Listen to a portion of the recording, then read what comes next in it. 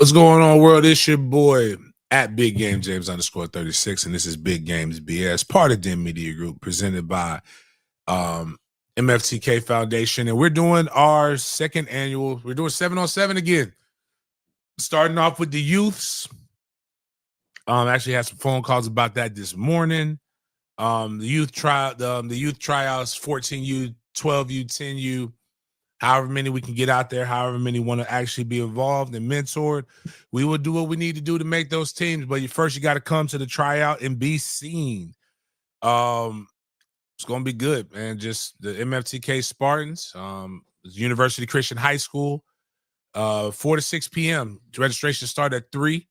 I don't normally do my Twitter stuff, but shout out to my dog, Mr. Dickman Sr. Skip Dickman, that dude, man, that's my guy. I won't say your real government, but what I need you to do, though, my friend, I know you actually know me. Bring your ass off of Twitter and come on over to the YouTube. And I know, at least for the first part of the show, you're going to have a lot of pertinent FSU questions. We will answer those questions to the best of our abilities. I know there's a lot. You know how I know it's emotional in there with the gang is when I saw Brian McFadden get mad.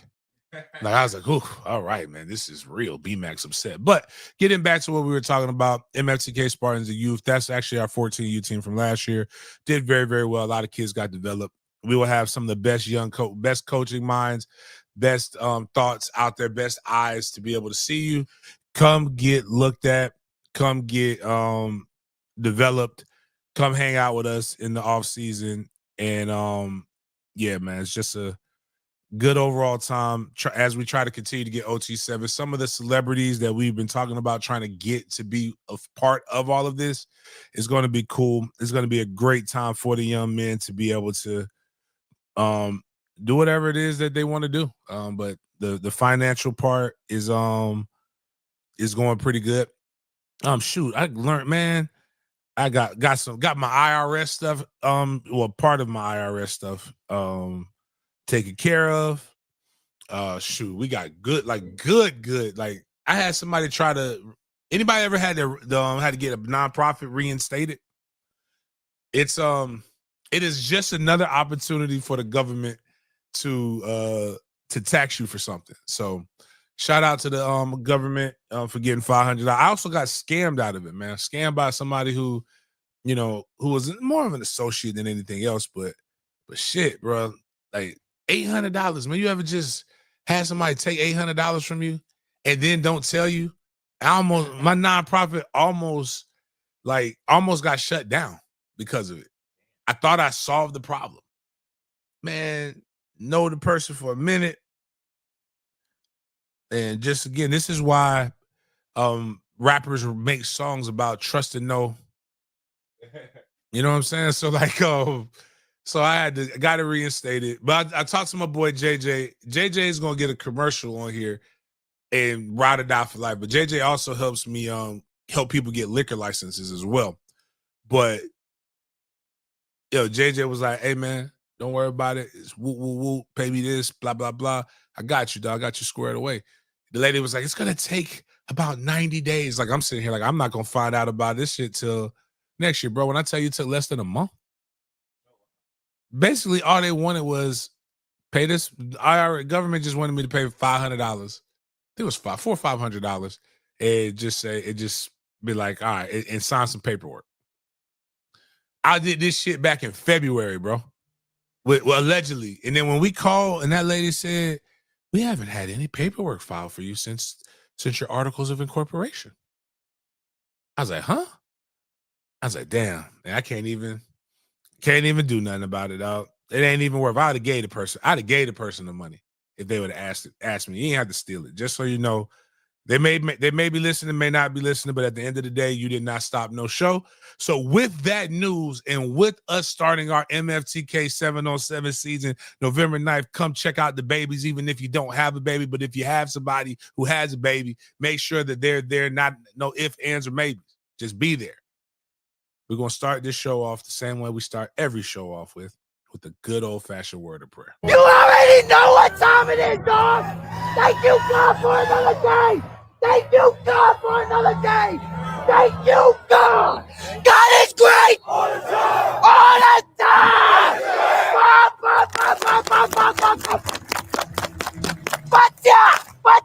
Nobody.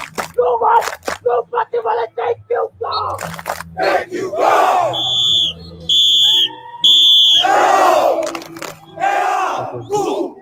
Go. Jaden, what's good? What's up, everybody? Welcome to another edition of Big Games B.S. here on Monday, October 13th. This is your first time here at the show. Welcome. And it's called Big Games B.S. because we bring the good, the bad, and the BS of the sports world, especially football, to your screens, eyes, and ears. Starting off the show, we love to kick off things with our MFTK segment for today. We're going to recap the Mandarin game against Fletcher High School in Jacksonville, Florida. Ask James about the game and about the final score, put up the final score. Then, sad to say, FSU did lose. So we're going to start off our NCAA college football talk, talking about the Seminoles, transitioning into some other major college football news. Lots of firings have been occurring. So we're going to touch on some of the notable ones. And then we have the Jaguars in our NFL segment we have to cover as well. And they lost to the Seahawks at home yesterday on Sunday at 1 p.m. So we're going to start off our NFL segment with that news, transition throughout the the scores from this week's games. Then we're going to make our way to the Big Games BS section for today, bring the scope of the conversation outside of the typical football world. Even though one of our topics is a continuation of our OG Wyland segment, and then we have some more news for any of my rap fans out there. So first things first, James. Score prediction was a little bit off for this Fletcher game, this district game between Fletcher and Mandarin U. So talk to us about this 22-7 score. It wasn't 20. I'm not going to disrespect Theatric like that. It was 22-13. Okay, my bad. Yeah, 22. They did score a crap touchdown, bruh. It was the rain was stupid. Like the rain was. I thought it was. I thought it was supposed to like clear up for a little bit, but like it did the worst thing it could possibly do in a rain game. Pour down raining, then it stops, then it starts again, and like at different functions. But they actually drove down and scored on the second drive. So their first play of the game was I want to say a 45-yard run down to the inside the 5. Bryson ran down they have a running back they call Grown Man. They basically, it's like almost like a park ball concept, like jit big, dog. Like you know, in park ball they just get the biggest kid and let him run. Like that's what he is, and in these conditions, really, really good. Like they stopped him. That kid, that was the only play that kid played. That's how big he is. And after that, we didn't really look back. We another lot of penalties, a lot of turnovers, wet conditions.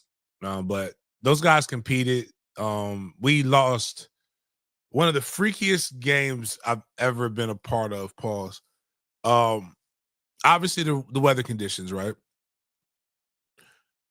Our starting right tackle is kick sliding, like just doing warm-up sets. He slips and tries to brace himself with his right arm and pops something.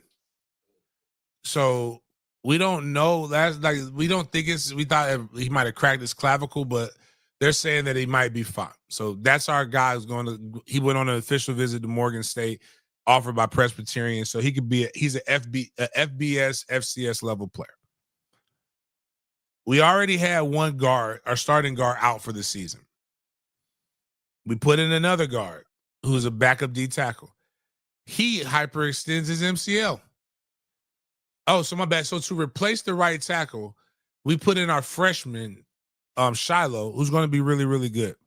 The problem is the freshman played a JV game. And there's this rule called 6 quarters. You can only play 6 quarters in a week.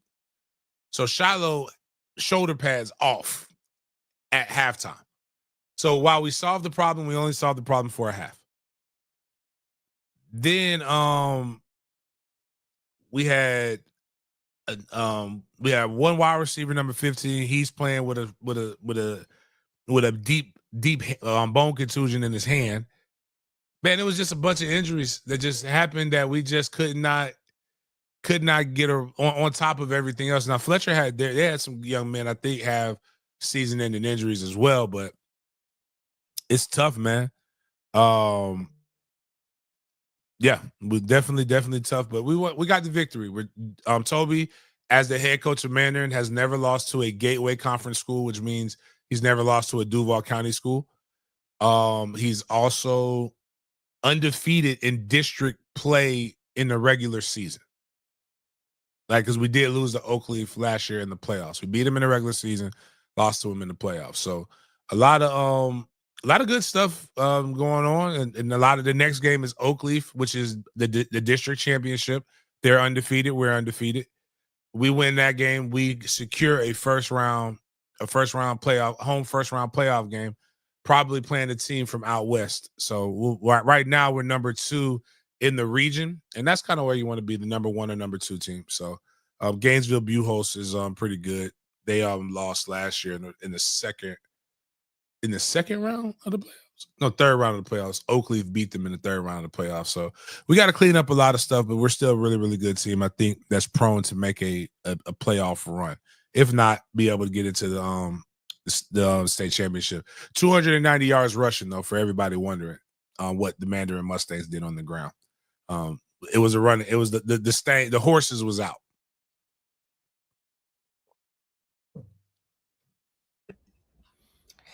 So we got to talk about FSU football now. You know, a lot of people are wondering what James is going to say regarding the game against Pitt that resulted in an FSUL 34-31. So let's get through the box score first, then ask about the nitty gritty details of the game. So first things first, gonna share this with you all right here. Gonna take a look at the box score and the team stats, starting with TC, 16-23, 245 yards and 3 touchdowns. Gavin Sawchuk, 14 carries for 71 yards. And then you had Keziah Holmes, 10 carries, 40 yards, but he's the running back who had that fumble. Usman Chroma, 7 carries, 55 yards. Makai Danzy, 7 receptions, 133 yards, 2 touchdowns, average of 19 yards a reception. Landon Thomas having a touchdown as well with 1 catch for 25 yards. So for Pitt, you have their true freshman quarterback going 21-29 for 321 yards, 2 touchdowns, 2 interceptions, still finding a way to win the game. Then he also had 16 carries for 64 yards on the ground. And Desmond Reed was killing our guys, 12 carries, 45 yards, and Jakyron Turner, 10 carries, 44 yards, and 2 touchdowns as well. Desmond Reed, the running back, also had 8 receptions for 155 yards and 2 touchdowns as well. So we're going to continue to look through these statistics. So Pitt had 2 more first downs in FSU. They both didn't do the best on third down, but FSU did a little better, going 6 for 12 compared to Pitt's 5 of 14. But Pitt was 3 for 3 on fourth downs, and that first drive was definitely indicating this because, man, they tested us early. And then Pitt had 479 total yards, while FSU had 415. Passing, Pitt had 321 compared to FSU's 245, and we had 12 more rush yards than Pitt And we also had more penalties as well. So we had 8 penalties, 72 yards compared to 5 for 55 for Pitt. And Pitt had 2 turnovers, and we had 1 turnover, 1 fumble. Driving them to end the game too. And we had 5 less minutes of time of possession compared to the Panthers. So, James, before I ask you specific questions, just give us your thoughts and opinions on this FSU performance in Doak Campbell Stadium. So, what I'll say is, everybody, the popular thing and it's right. Multiple things can be true. You've got Tony White that everybody is solely placing this blame on. And we've been here since 2020. And what do you mean by that, big game? You've been here since 2020. In 2020, everybody blamed Adam Fuller. 2021, everybody blamed Adam Fuller. The 3 losses in 2023, excuse me, 2020, 2022, we blamed Adam Fuller. Then everybody loved Adam on the 13-0 regular season. He didn't get enough credit. And then you know what happened the next year? Everybody blamed Adam Fuller. Without realizing that the offensive guy is Coach Norvell. Up until this year, we talk on this channel about smart football. I call it complementary football. It is very difficult when you have an 8-minute drive or a team is just driven and scored on you, and the first thing you do is go 3 and out. Or even if you only have 5 plays and then you go out. You need time to be able to get on there and show the guys what they're doing wrong. Now, the good ones do. They also have better talent. And I'm not here to argue all that. I am going to be heavily critical of Tony White here in a second. But I want to make sure that though the offense was performing you scoring, I agree with my teammate Brian McFadden. If I scored 31 points and I put up over 450 yards of offense, I should not be losing that game. Period.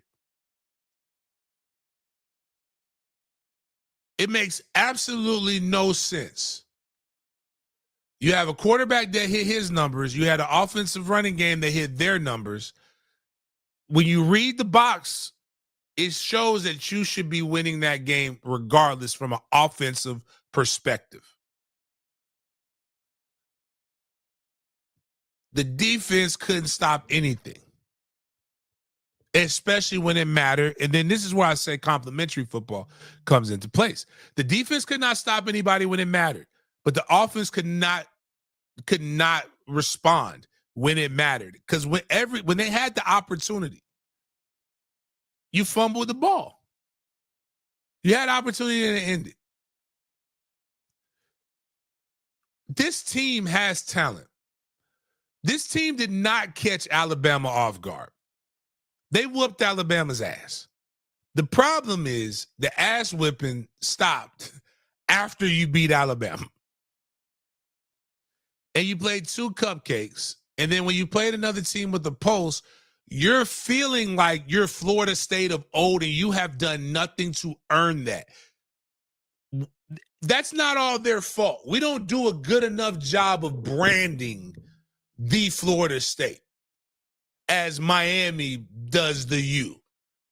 Miami has never lost the U luster at all.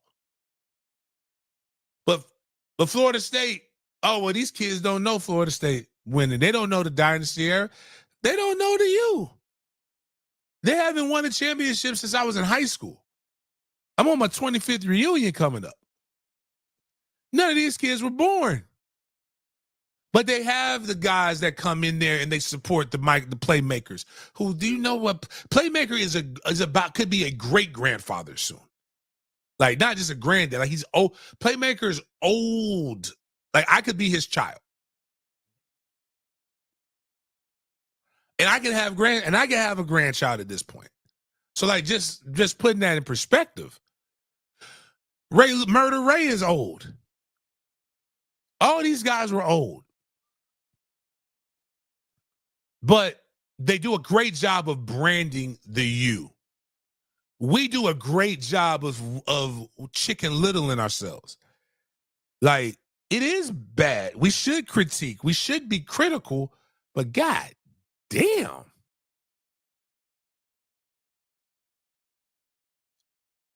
So what I say is we can hate mediocrity. We could call out everything. What do you need, my son? Yes. Yes. We can be critical. We could do a lot of different things. But like at the same time, still believe in yourself. But let's cut to the chase and let's get to what's real and what's not real. So a freshman quarterback that has played well. I don't know. This kid is nice. But he ain't that nice. He had time. There's no pass rush. Zone coverage is getting picked apart. And your linebacker in the biggest mismatch on the football field is a linebacker on a running back. And that's been an Achilles heel for a long time at Florida State. Clearly, you got to do better in recruiting, or don't get that matchup. Don't let that matchup happen. We literally got one guy paid. I know I'm going to see him at the podium, and I'm going to ask him in Indianapolis, and I'm going to ask Desmond, what year is Desmond? Jaden, if you don't mind clicking on that.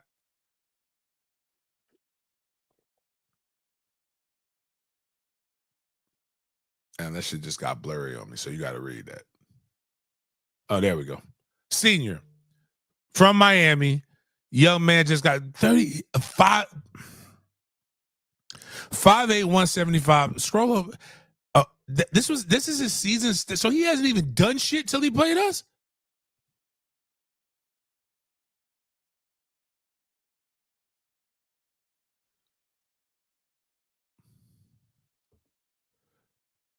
Yeah, that's what it looks like. This is okay. Well, all right, my bad. He's not a great runner of the ball. All right, so cool. All right, so he's a slot guy. Okay, all right. I'm not as mad anymore. He did his damage he did his damage more so in the passing game.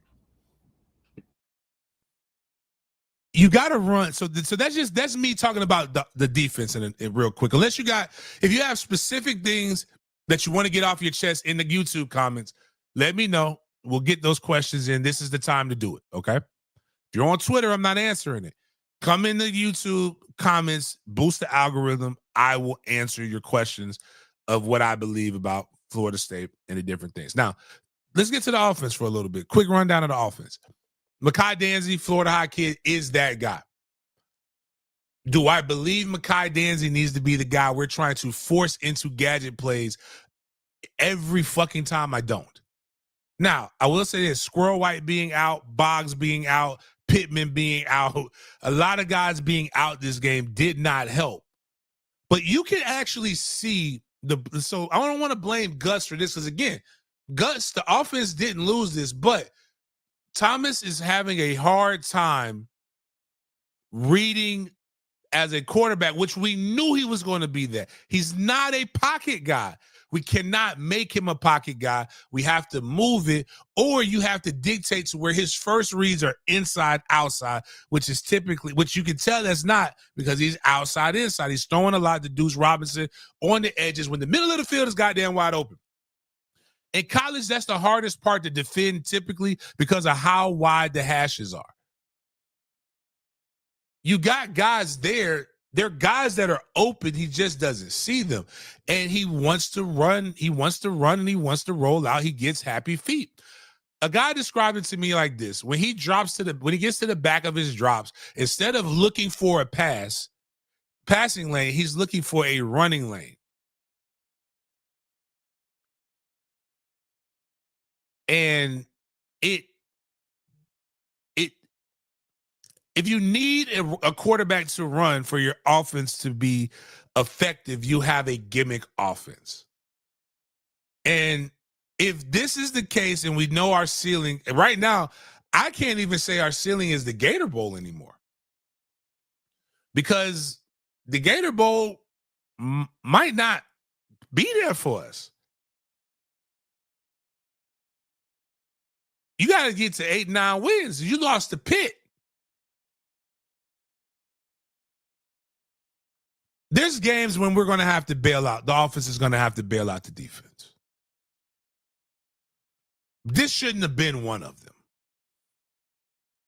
Young quarterback, hostile environment. They lost to West Virginia, for Christ's sakes.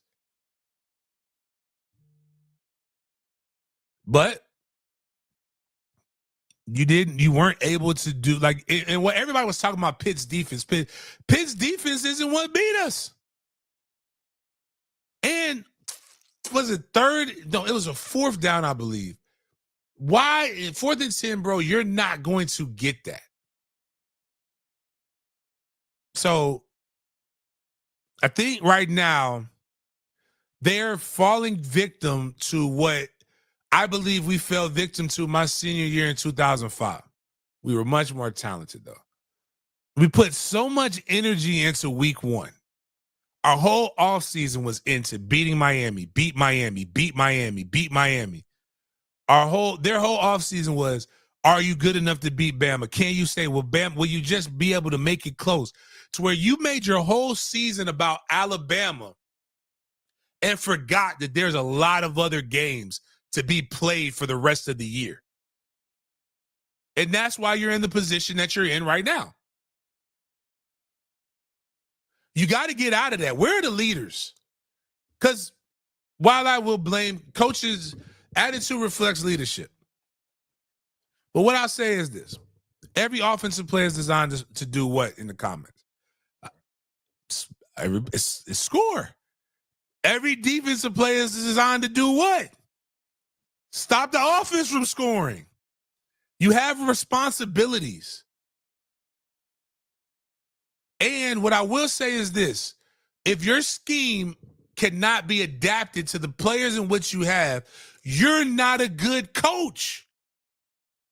You are like we talk about system players, you are a coach that is handicapped by the system, meaning that you can't go into a new environment and get anybody better because it has to work well in a vacuum. The problem is that ain't the real world. If I got a bunch of man DBs, I'm running my shit with at least cover 4, but you can't run cover 4 like that with the defensive front that we have. We do have some 4-4 looks, but you should have went and got more pass rushes. We're really good in certain spots, but really stinky and putrid in others. You need linebackers. You need guys that can run, that can cover a fucking wheel route.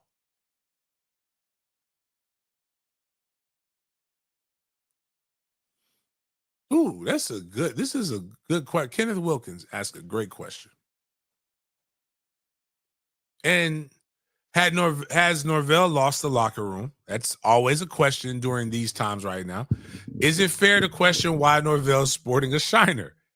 I remember culture being blamed with other staffs, but what's really going on inside those walls? Culture I've said this before. Hey, yo. Culture is a term that I hate.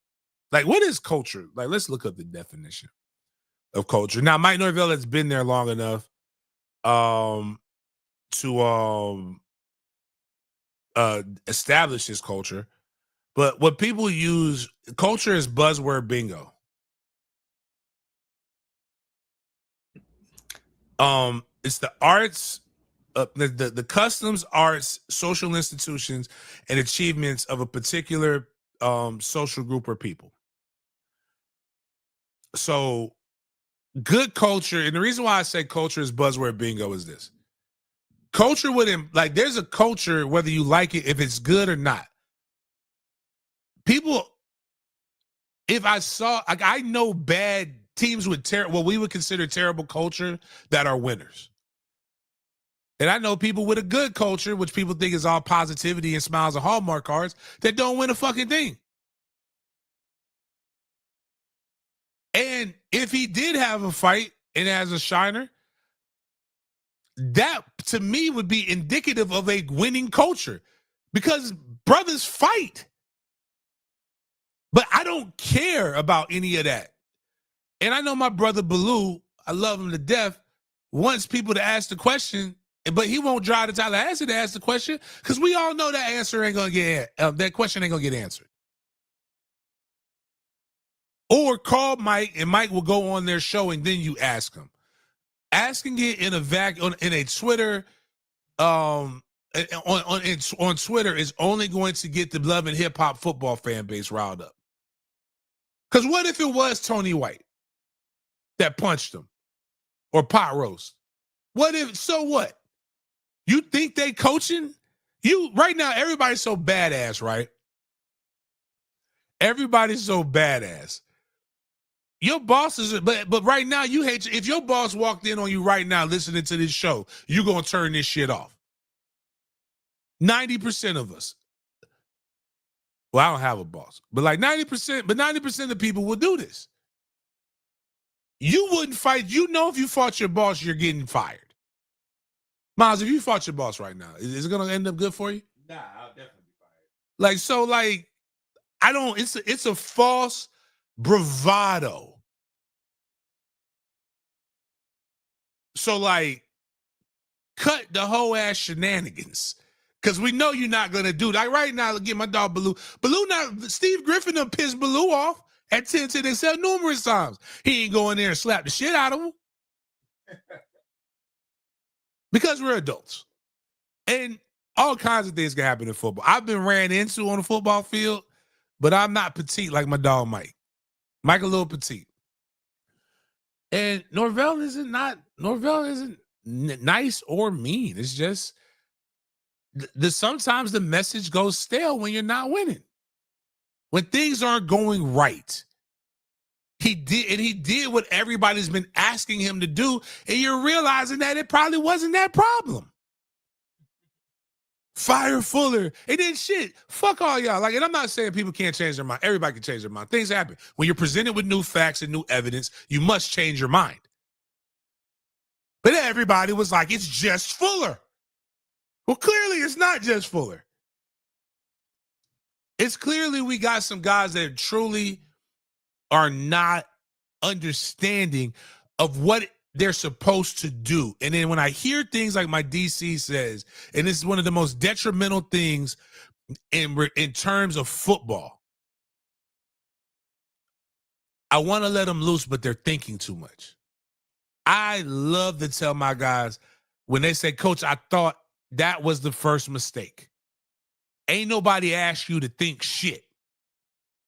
I asked you to do. I did all the thinking for you. I don't need you to think. I need you to do. But I will say this. When you keep saying the same shit over and over again, stuff tends to get stale. Like, it's my fault. It's on me. It's like when a kid fumbles the ball, drops a pass, and they do this. I always scream because my position coach used to say, no shit. We saw it, bitch. We know you dropped the ball. Don't my bad me. Don't do it. Like what did Money Mike say? Bitch, don't be sorry. Be careful. I will say this, though. And I'm not saying Mike Norvell, Mike Norvell did not get Willie Taggart fired. And here's where the fan base does need to repent a little bit. And this isn't saying that guy didn't suck. The guy stunk. But we did fire Tag for less. That is something that we can all come to an agreement and meet and say, you know what? Like, looking back on it, like 15 games in, a motherfucker who had his kid putting out lemonade stands. Like, saying, like, we got to raise money for the buyout. That dude ain't did shit like that since. I could use a glass of refreshing lemonade, not for a buyout per se, but I would love to have a refreshing glass of lemonade, if you'd be so kind. But you're not going to do that, because one of the things that's been the craziest in America is the fact that we don't know how to say I was wrong. I fucked up. I got it wrong. My bad. It's absolute, like, that's not an apology. That's an assessment. Apology, you don't mean it. Assessment means after further results, and I see us going 0-8 in ACC play, regardless of if it was a drop ball here or a drop ball there, because good teams find a way to win, bad teams find a way to lose. We don't seem like we are, when we reached our pinnacle, is the ACC championship. And what you have to do is figure out, is that the best that our coaches or this coaching can do?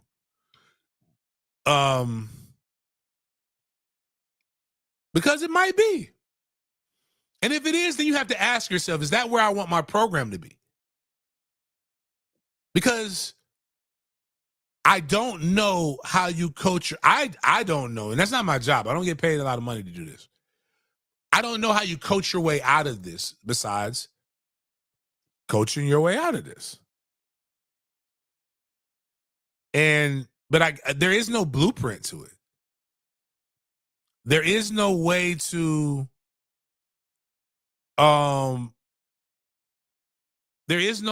like truly accurately just say, hey man, this is what Bobby would do. This is what this guy would do. And what hurts your case as a coach who's coaching for your job right now is when big schools do it. But here's my thought process on it. Should we do another reset? I'm based upon the product of work. I'm not against it. I'm not finna be like J-Trav. But J-Trav has every reason to believe the way he believes. That would be me with Bobby, maybe.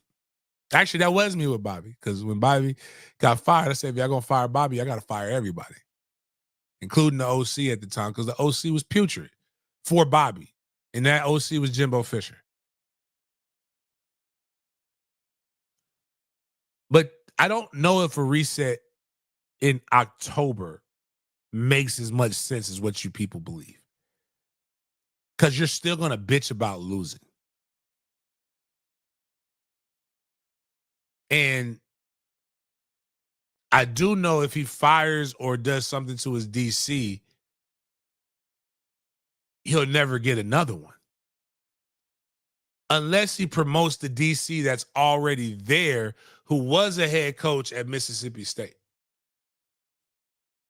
But you do need to stop. You really do need to step back and look at every aspect of the program and audit yourself and look at the people who are the upholders, not the gatekeepers, the shareholders, the people who built the program, the people, like, and not just the ones that we all like. You got to get the guys that are going to infuse the blood in which you need with the passion, and not just talking about it, but have the access. When you're building a nonprofit, when you're building a business, you don't bring people around it who cannot help you fundraise, who cannot help you achieve the desired goal in which you want to reach.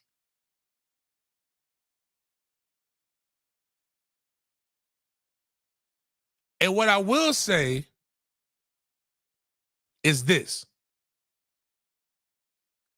It's not about if they're doing it or not doing it.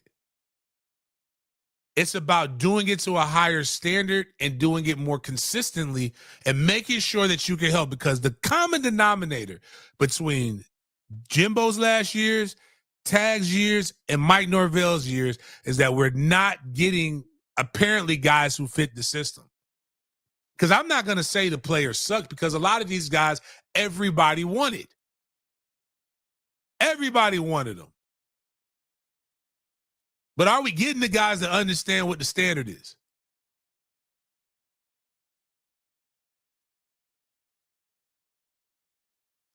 And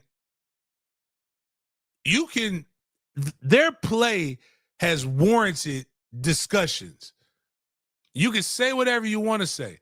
But what I want us to start doing as a fan base is buying the logo. I support whoever is coaching at Florida State. My coach is dead. And what that means, fiscally, physically, mentally, emotionally. There's a lot to break down on all of that shit. That shit stinks. TC is not a good quarterback. He's not playing quarterback well in this system. I like Gus at times. He puts up the numbers, but at times we're doing too much Mickey Mouse shit. But Kai Danzy can run fast as fuck. But that defense there did not do a damn thing. But I'm gonna tell you this: still Wednesday before every game, still gonna give away tickets. Y'all don't want your tickets? Let me get them. I'll get people in them seats. I'll get butts in those seats. Because I do understand that there's still but because when these guys are gone, there's still going to be a program, which is why Nebraska is what Nebraska is. But I do know there are guys that can help continue, that can weed this shit out. I joke all the time, and I'm not complaining about my relationship with them. I just say I joke all the time. I don't send everybody to Florida State. If I tell them to get a guy, that means that guy can play. There's guys on my rock, like I told y'all, this young man who ended up transferring. I ain't want him at, y'all was bitching and crying. I ain't want him at Florida State. He's a 4-star. But I seen the kid up close. That's his favorite school, dream school. I was like, I don't want that motherfucker at Florida State. But I do have a kid that I do want that they haven't offered yet, that Syracuse came in and offered and drooling over him. And what those coaches are, hey, coach, you got to help me get him. I'm like, bitch, I played at Florida State. I ain't helping you get him. Like, you know what I'm saying? Like, just, but we've got to do a better job of that. And we still got to pay. We still got to do all these different things, but we got to put them in better positions to win. The last 3 games, we didn't lose because we didn't spend enough money on players. We didn't put players in positions to win. That is the overall thing. Players did not make plays. That was always going to be one of the things. But you could not have watched the last 3 games and said consistently, at least on defense, that we put players in a position to win. And what's wild is I was telling you guys to be easy on a guy leaving that's living his best life. Move forward. We can't just keep dragging ourselves back to the past. We were quick to vilify and say, see, this is why we needed a guy. And I was telling you guys, hey, man, I don't know all that. They'll figure it out. I think somebody asked if they lose to Stanford. If they lose to Stanford, then everybody should know what's going on. They got to make a move if they lose to Stanford.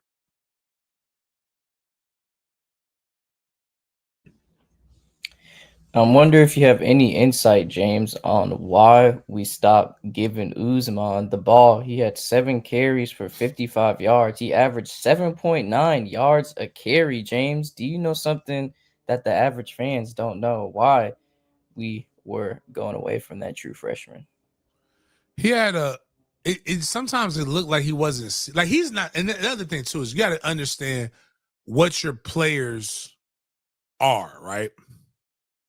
Hold on. Did KJ commit? Hold on, my bad. I'm sorry.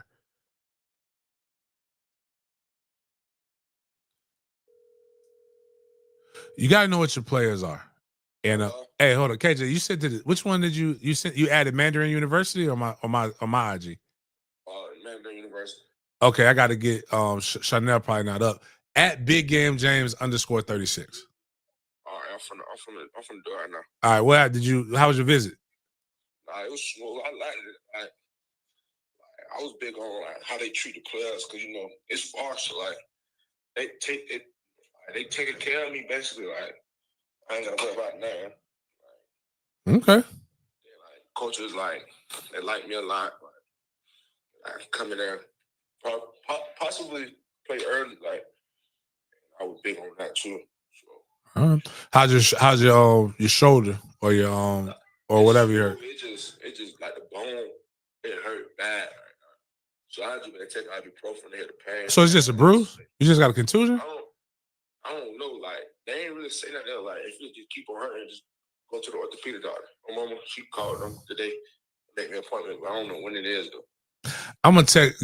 When I get done recording, I'm gonna text you, my guy, and they'll get you in quick. All right. All right. Yes, sir. All right, man. Bye. All right. Anyways, my bad, Jaden. What were you saying? I forgot what we were talking about with that. That was some good news with my guy. But why did we stop feeding Uzma on the ball? Oh man, listen. I don't know why. Like when I'm looking at this, let's go up to the rushing. It's just too many guys. Right now, we need 2 running backs, and I don't know why. I don't think he got hurt. Sometimes he doesn't see it as well when he's when you're a big back coming out of we call it sidecar, but out of the shotgun. Personally, I think he needs to be in the pistol. Let him get downhill. But I don't know why they weren't putting him in. I don't know why guys fumbling is such a lack of concentration thing that it bothers me. Like I have an issue with fumbles this year too, and we're gonna get that shit fixed. But like I Sport Mom put up there like yes, it is. It is an indictment. You either coaching it or you're allowing it. Now, sometimes you don't know what you can do because you can't. It's hard to fix during the middle of the season, but it literally is a concentration thing. And it's a fear thing. But at a certain point, when you punish guys and they still do it, then it becomes, I got to get you out of my room because you're not listening. I can't put guys like you, and you fumble it in the worst situations. The Miami game, again, Cromwell, I think it was Cromwell that did it in Miami. Like, you did it when we needed a drive. We were moving the ball. Sawchuck, you did it when you were moving the ball. Like, we were moving the ball. Like, between not being able to secure the ball and between not being able to just drop back and throw it and having to throw like even that touchdown to Makai. No, my bad. It wasn't to Makai, to Landon. Was a Jesus loves the little children throw. It was a prayer.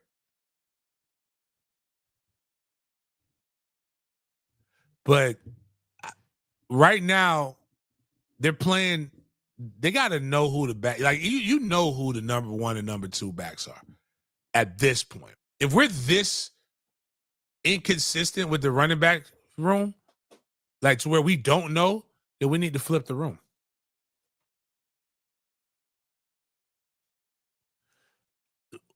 No daylight in the cavity, 2 hands in the thicket, catch all pitches and passes with great eyeball concentration. Those are 3 things that got rammed down my throat for 4 years at Florida State.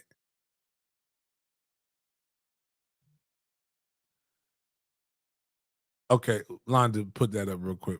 We can't do mansplain because I do have these things, but cover 4 and shotgun those aren't defensive. Cover 4 is a defensive coverage. Shotgun is an offensive set. There's 2 different sides of the ball. Cover 4 is basically quarters. You quarter the field. Like so, each DB has 25% of that part of the field. 25%. So it's straight back. So that's what cover 4 is. Cover 2 is you have the 2 safeties have half the field. Cover 1 is basically basically man coverage up front. Safety drops to one side of the field. Cover 3, thirds The field is divided into thirds, blah, blah, blah. Smackety, smackety. Stuff like that. That's it. But we just have, like, again, my bad with the running back shit, just too many running backs.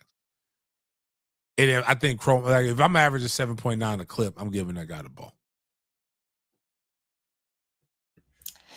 Man, James, like you said earlier, that linebacker play was abysmal. putrid. Number 20, hey, man, he's on the banishment list, man. Blake Nicholson, man. Blake went from being an exciting white to get him out of there again. Could have had the safety on the pit QB. Ended up getting uked out of his socks for a big play.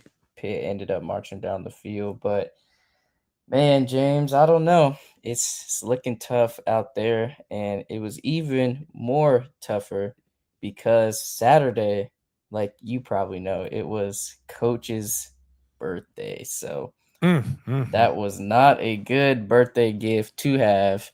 And man, we got some more news as well with this loss because, like many of you are aware, FSU has not defeated an ACC opponent since September 21st, 2024. And I'm pretty sure this was Cal, if I'm not mistaken, when we played Cal last year with DJU. And we got some more information too. Since 1981, FSU has had 10 streaks of 3 losses or more, and Norvell has accounted for 6 of those 10 streaks, a majority, if you will. Now, James, we know a lot of people, we can segue into this as well, subtopic, are calling for Mike's firing in the middle of the season. So everybody is wondering what the buyout situation is. So before you get into your discourse, I just wanted to give a brief overview of what that situation is like so we can get a little more information about it. So Norvell's buyout is 85% of his remaining contract, and from 2025 to 2031, Norvell is scheduled to make $72.7 million. That means his buyout before this season was $61.8 million. And his buyout after this season would still be $53.3 million. The buyout can be paid in full or in monthly installments through 2031. Norvell did agree to restructure his deal after last year's 2-10 debacle, taking a one-year pay cut of $4.5 million for the 2025 season to help with potential revenue sharing, and that is courtesy of CBS Sports.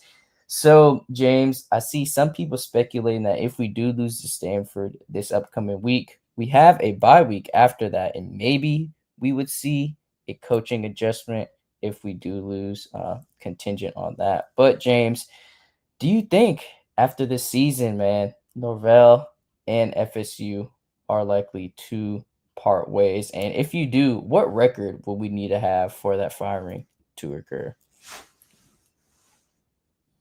I personally think that I think if you win out, you tie his second best record at Florida State. I don't believe they are going to win out, but it's scary because you don't want to drop 3 in a row. And you drop 3 in a row, it is 10-3 year. But it's also about how you win. Like, if we get back to dominating performances, a lot of this stuff can be forgotten or tabled, and you can get back momentum in recruiting. You can get back momentum with the fan base. You have a good time to be away, because when you're losing, home becomes toxic, right? Like, we won't be back until November 1st, which is homecoming. But there's only one person that I do believe you can act would be an upgrade that's in the coaching carousel. Because he has systems, he's been to another place, he knows how it's going to be. He'll be in a place that he actually thought about it before. The only downside is Mike has beat more top 10 opponents than he has. And that'd be James Franklin. James Franklin knows how to recruit. They stay recruiting well at Penn State. But like right now, the better question is, who do you want? I know we're going a little long on that. Maybe we could put that as the thing on the bottom. Who do you want as a Florida State coach? Like, who would you take right now? Like, that's there, that's available, or even not available. Let's play Fantasy World Monopoly money. You want Dan Lanning? Dan Lanning lost. You want Jimbo? You don't remember how it ended with Jimbo? The same Jimbo Fisher that quit on recruiting, that said he needed facilities, he needed all these different things, went to Texas A&M, got everything he wanted, and was still 8-4, 8-5. That Jimbo? If you give me Jimbo, you got to give me Jimbo with an offensive coordinator. I'll take that. Jimbo with an offensive coordinator. I don't want Jimbo with free reign. Like, that's not that's nostalgic. And I mean, how many of y'all have went back to your exes? I had a good friend of mine who I coached with. Before I met him, he had just got a divorce from that wife. The best thing that she did for him was, because people don't work out.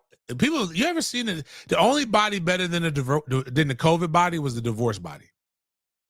Because my guy was like, my guy looked great, svelte. It never worked. And then he got with her, had kids with her. They got a divorce again. It never works the second time around like you thought it was, because you're always trying to remember the second time around, what it was the first time around. And we got to remember that Jimbo was not, Florida State didn't do what they were supposed to do. But Jimbo, we can forgive Jimbo, but man, Jimbo left. Part of the problem we have right now is because of Jimbo. Remember, Jimbo didn't recruit. Jimbo didn't call people. He had a top class, and all those kids started decommitting. And we were on track to miss our first bowl game if Jimbo didn't get fired. So remember, teams have quit on Jimbo too. But I'm not opposed to that. It just needs to be some things that happen along with that.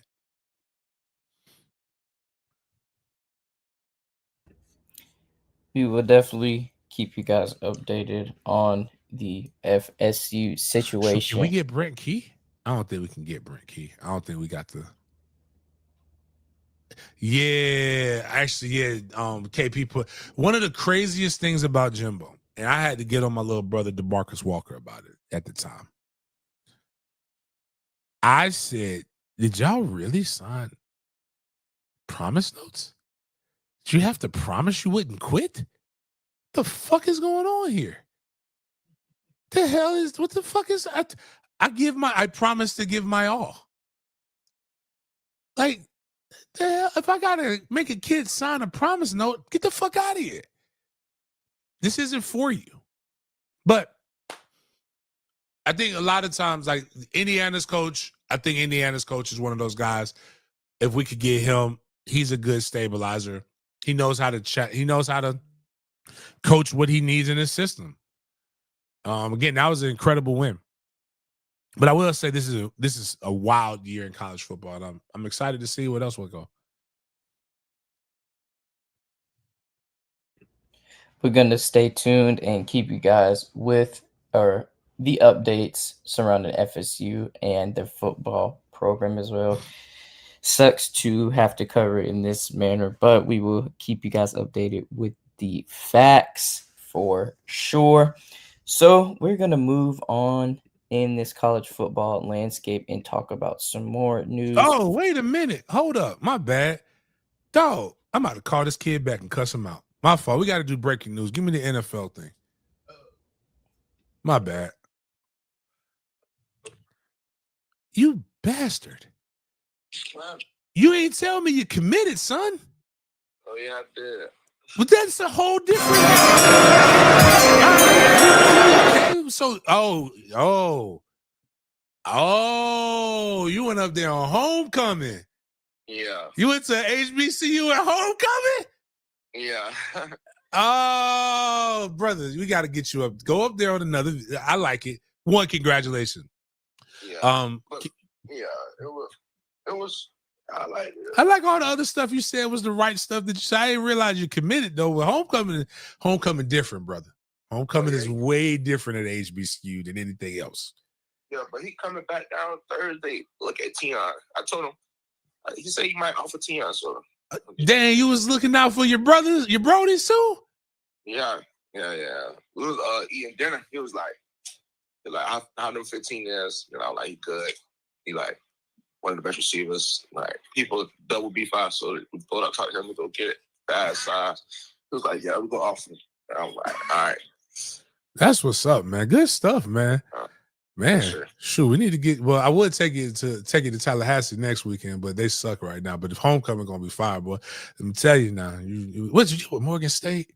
Where's Morgan State at? What state that is? That's a Baltimore. Oh, you bammed in DC. Hey, all right now. Oof. All right, boy. I know you seen it was some. They was out there, huh? It was some talent out there. Yeah. I didn't know you. Congratulations on committing, man. Yes, sir. All right, man. You have a go. I'll talk to you later. All right. Yes, sir. I ain't know the Jit committed. That's the one I was just talking to. Boy, hey, I gotta tell these boys, don't commit on homecoming weekend. It's a little bit different. They put a whole bunch of them on you there. They put it on you, man. But yeah, anyway, wow, that's dope. That's another kid. No offers at Mandarin U. I'm telling you, dog, $250,000, let me work from home. $250,000, let me work from home. I'll get you everything you want in the Southeast. Because we're doing it on the high school level. Like, let us go ahead and do it on this level. James, what are your thoughts on if Mike Norvell gets fired, replacing him with the coach at Texas Tech with how well they're playing this year? I'm not going to lie to you. I don't know much about Texas Tech and their football coaches. I do know that they're winning. What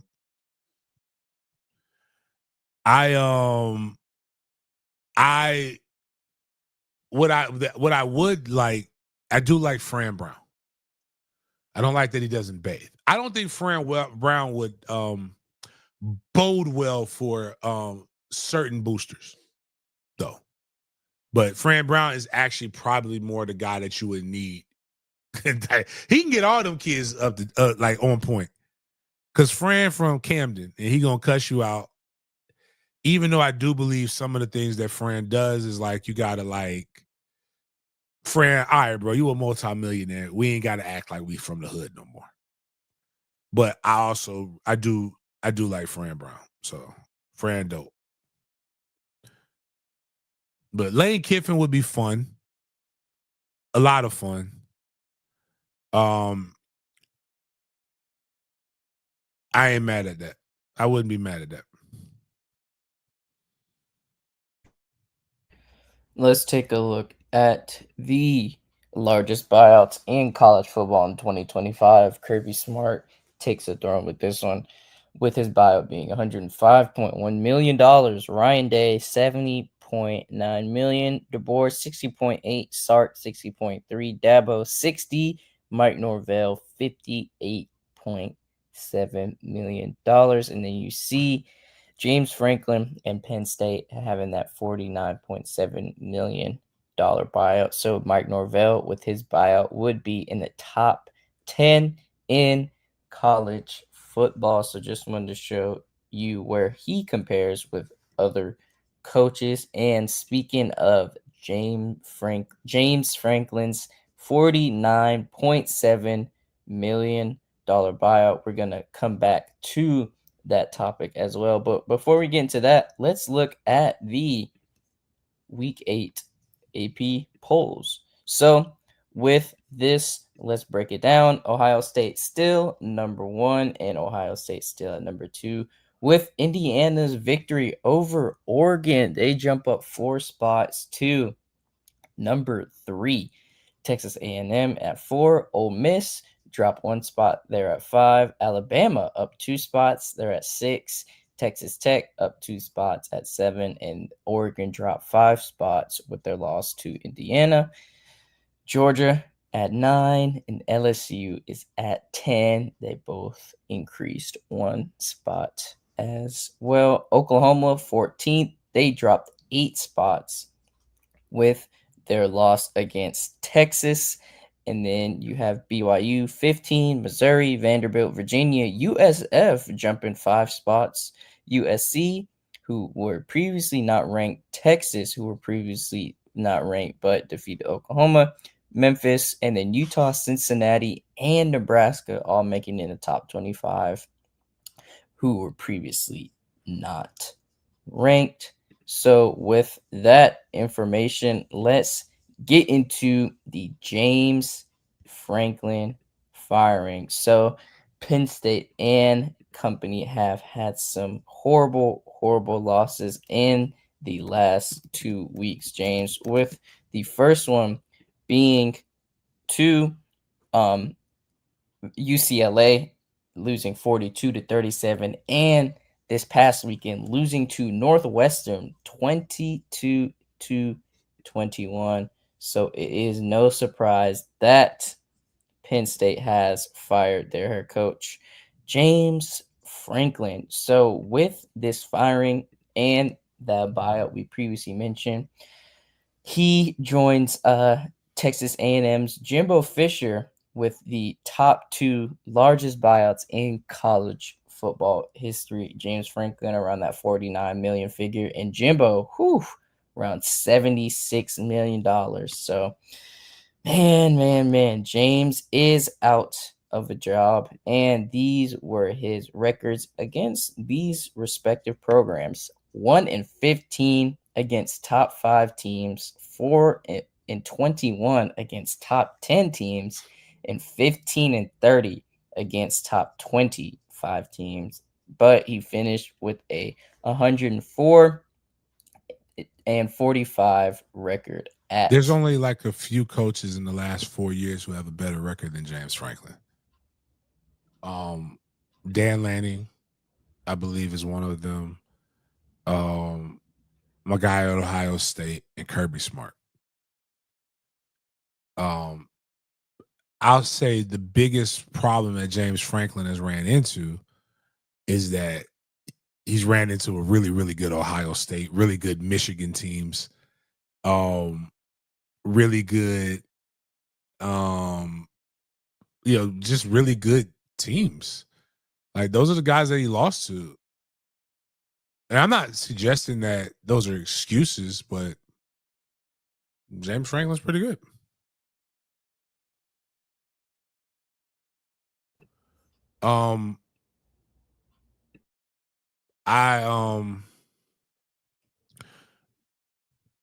Ginger's Push, what makes me think that he come here and be different? Recruiting pool. He pulled a lot, and he had some really good guys that recruited the state of Florida very well.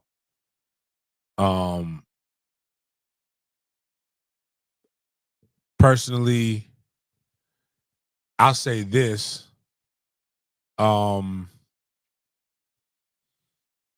He doesn't have the quarterback play, but think about those defensive players that he's had come out in the last few years. One of them's in New York right now. Balling. Had wide receivers, tight ends. Hell, we got Parker Washington here right now.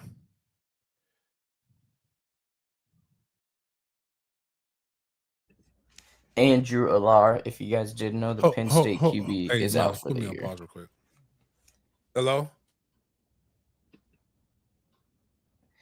So, yeah, just to reiterate that, Drew Alar, the Penn State QB, did deal with a season-ending injury, and that was shortly before the news that James Franklin would be fired. So, Penn State is looking to fill in that void of a head coaching position, and we will keep you guys updated on who Penn State will hire as their coach. So a lot of firings have been happening in the college football world. So we're going to continue discussing these other firings as well. So next one being UAB head coach Trent Dilfer. So he's out at the head coaching position after going 9-21 in 3 seasons. So he never won a road game. He was 0-15 in that category. And UAB will pay reportedly deal for $2.4 million for his buyout. So that's another coach who ended up getting fired. And James, 3 is a lucky number because we have another coach, Oregon State. Trent Bray has been fired after starting the season 0-7, and Oregon State lost to Wake Forest on Saturday, 39-14. And in his 2-year tenure, Bray went 5-14. So James, a lot of coaches aren't listening to the concerns you have with firing coaches in the middle of the season like this because, like you said, they're still going to complain about losing, and just doing it in the middle of the season like this seems to accommodate a lot of more issues. But a lot of teams, James, are firing, hoping to find somebody to be the new interim. You're still muted, by the way. When you do this, what is the plan? Like, who's going to handle recruiting? Like a lot of this stuff like that, just again, you have to, if you're, because I talked to a guy, I can't say it. Anyway, I talked to a guy who almost took a job at the University of Florida. Good friend of mine in the NFL. If you know the show, you know who I'm talking about. Matter of fact, I need to ask him if he's in around so I could go grab lunch when I'm up in Philly. But he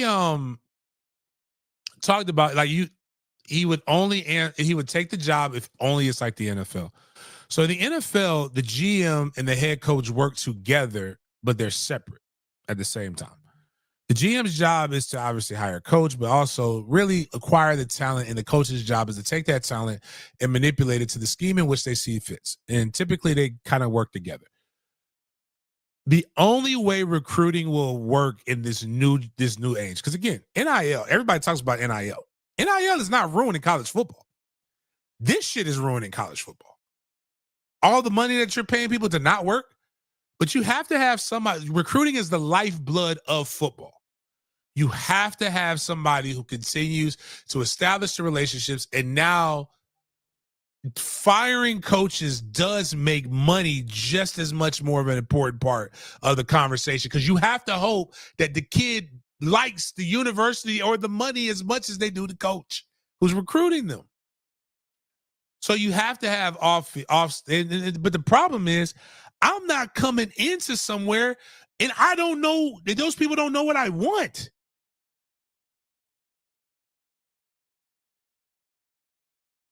But like, if you are firing a coach in the middle of the season, you're either about to pull the biggest, my dick is bigger than anybody else's move in the world, and go snatch a guy currently coaching right now and really fuck the game up. Or, and this is another option, you're going to hire a guy who's a retread and allow them to start doing what they need to do behind the scenes to set up for what they want to do. And they're going to be actively looking at the team and auditing the team, which probably might light a fire on the guys' ass. You know what? Because you technically don't have to pay the guy until they're done, until the season, right? Let's just use James Franklin, hypothetically speaking, right now, right? You bring James Franklin on, you say, hey, we're moving on from Norvell into the season, or we're firing him. We're making Gus Malzahn the temporary head coach, or you're making Buddy from Mississippi State that's there as an analyst. You're making him that, right? Don't give me Georgia's DC. Are you seeing what the fuck they're talking about with Georgia? Again, we gotta. This is where guys. We gotta stop. Just not the hot name.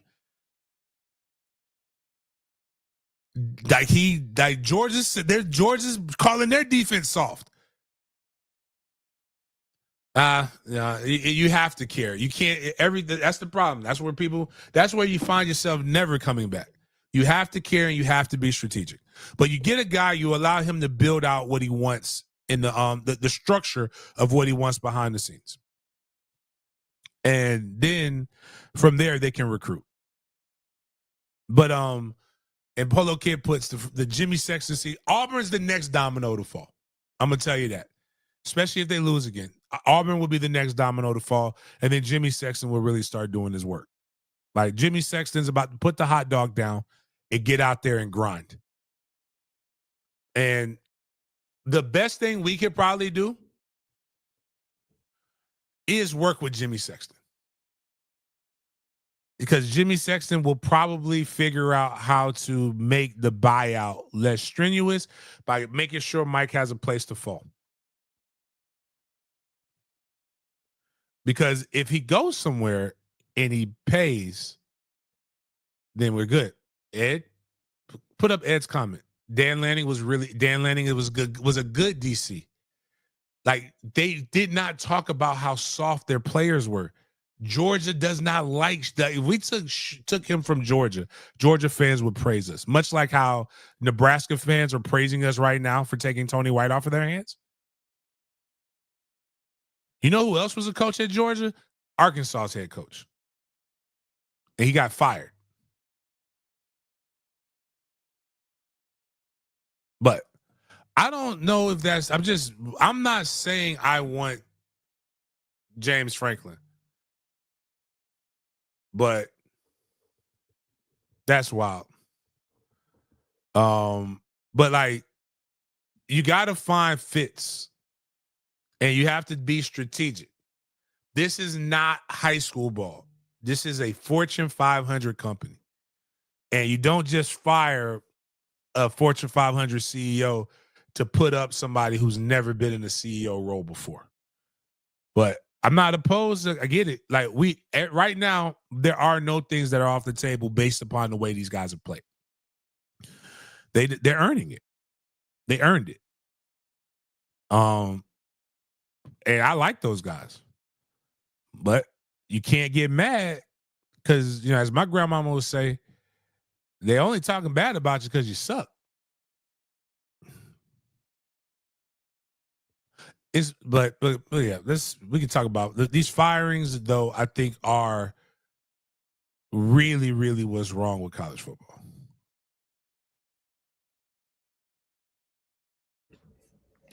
Moving from the drama-filled college football scene to the NFL right now. So we're going to have your Sunday Week 6 scores right here for you guys in case you missed the games. Broncos defeated the Jets in London in a horrible, horrible game, 13-11.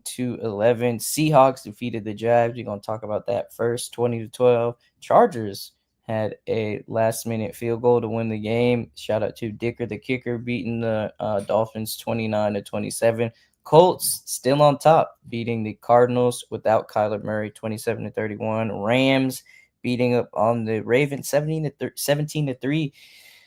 Bryce Young and company, or should I say Rico Dowdle and company, beating the Cowboys 30-27. Aaron Rodgers beating the Browns 23-9. Patriots over the Saints 25-19. Raiders beating the Titans 20-10. Bucks having another win 30-19 over the Niners. Packers beating the Bengals 27-18. And the Chiefs beating the Lions 30-17 in this Sunday night football matchup. So, we got to start off with the home team, with Jacksonville's team.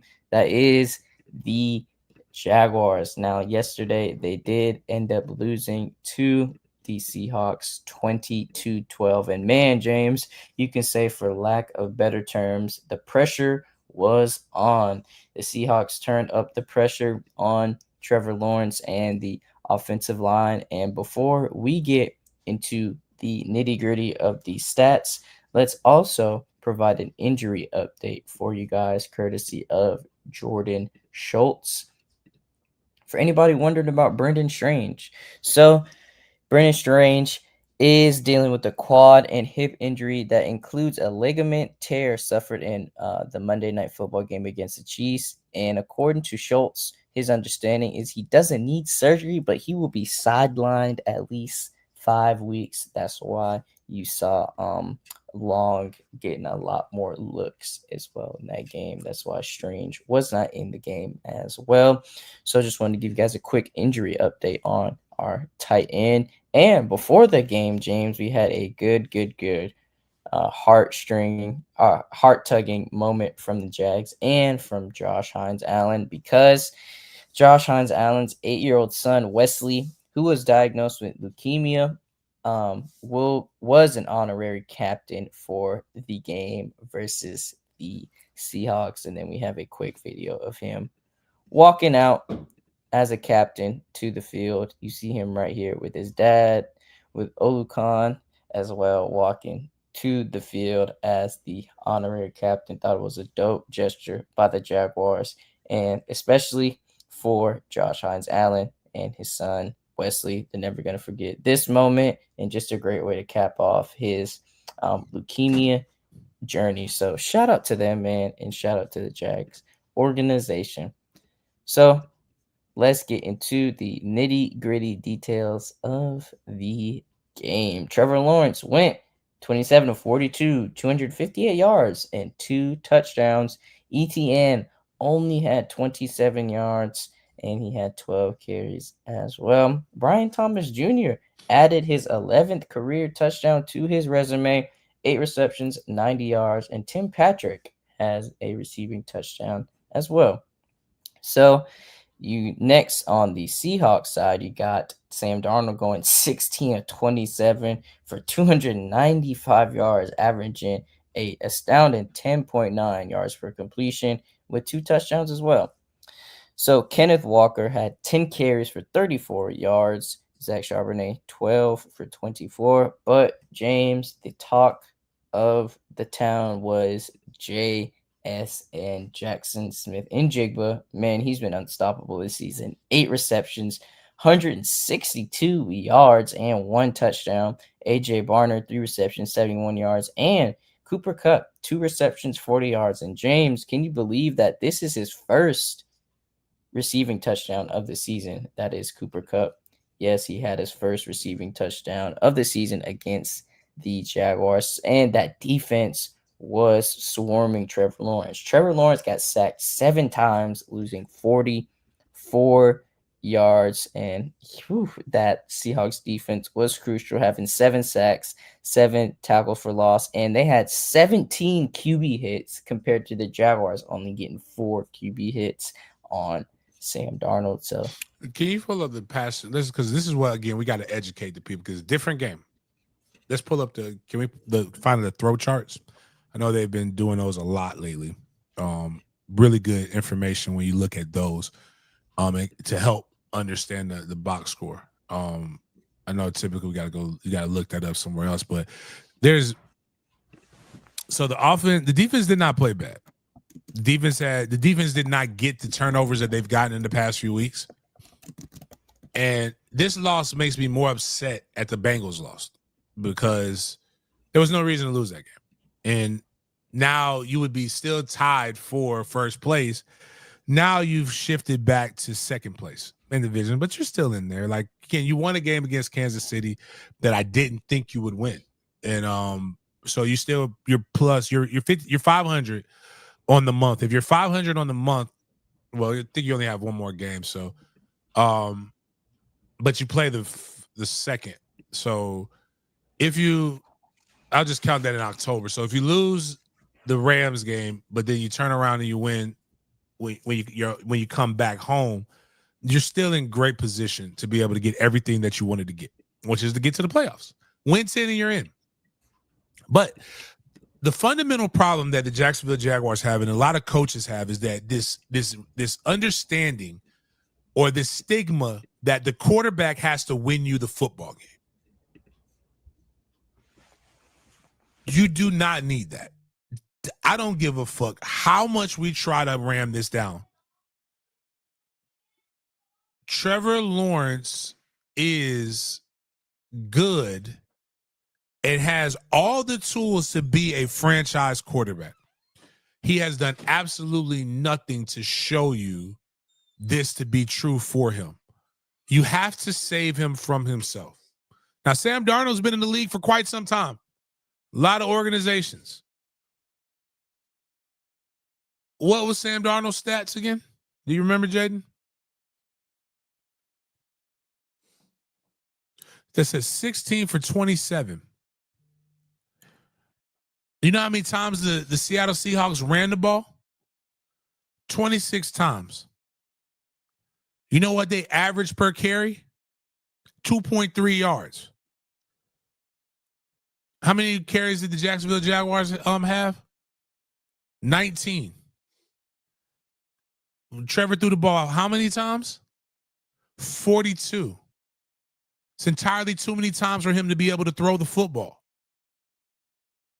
Yes, he did not throw an interception for the first time. I think it was 8 consecutive games that Trevor Lawrence had threw an interception. He got sacked 7 times, not because the offensive line is putrid. He got sacked 7 times because he held onto the ball too long. He got hit 17 times because the average release point in the NFL game is about 2 seconds. That means you know where you're going as soon as the ball is snapped. That means also his efficiency was nowhere near as what Sam Darnold's was. 295 yards on, I believe, 16 completions. He had 10 less completions than you had. And you're still throwing the infirmary ball. I'm going to go on this. Brian Thomas Jr. should have had that last catch. And Brian Thomas Jr., when they showed the replay, what they did to Travis Hunter saying that it was an illegal shift or illegal formation was completely BS because you see Travis communicating with the referee to where he needed to be at. So they did rob you, but don't leave the game into the hands of the referees. But God, for the life of me, I've never seen a guy overthrow people more than him. And people want to defend it all the time. And it's okay to say that, but I think it's not his fault because he should have never been in that position in the first place. Travis Etienne is playing to a Pro Bowl level. You don't abandon the run. The Seahawks didn't abandon the run, and they won. They beat you. You don't go for 2 that early in the game. There was absolutely no reason to go for 2. And Cam Little, not like they had F-ups in every aspect of the game. And the more you throw, it's risk reward.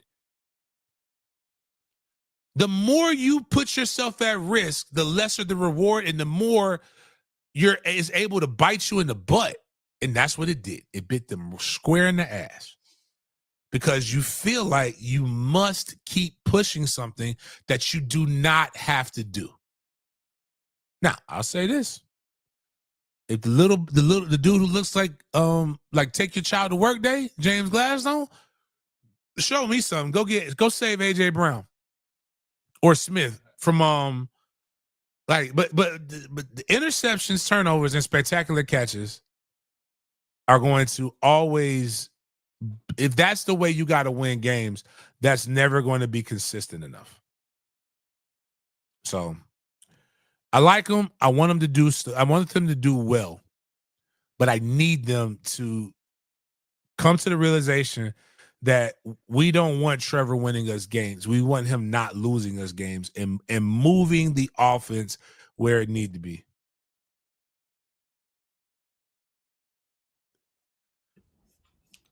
Just want to touch up on some more stats from this game as well, looking at the team stats right here. So this game was not the best for the running back units for each of these teams, with the Jaguars having 1 less rushing yard than the Seahawks with numbers of 60 compared to 59.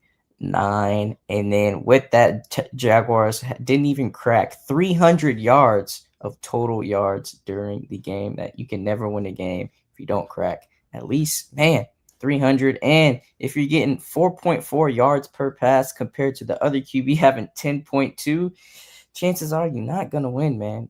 You're not going to win. So let's take a look at the turnovers. Jaguars had 10 penalties first. Jaguars had 10 penalties, 76 yards taken away compared to the Seahawks 7 for 56. None of the teams had turnovers. And James, I don't know how this happened, but Jaguars found a way to lose this game while having seven more minutes of time of possession. And man, I don't know what to say. I do not know what to say. This game was all about pressure, though, James. All about the pressure. And speaking of that, Trevor Lawrence was pressured on 16 of his 25 dropbacks. That accounts for 64% in the first half. That's the most pressures a QB has faced in a first half since Patrick Mahomes faced 18 at the Saints in 2020. And this is per ESPN research. Moving along with the Seahawks pressure, man, this picture is horrible of T-Law and PFF. Chris Collinsworth did him so dirty. So the Seahawks defense had 33 pressures on 7 sacks. And you can take a look at Trevor Lawrence's.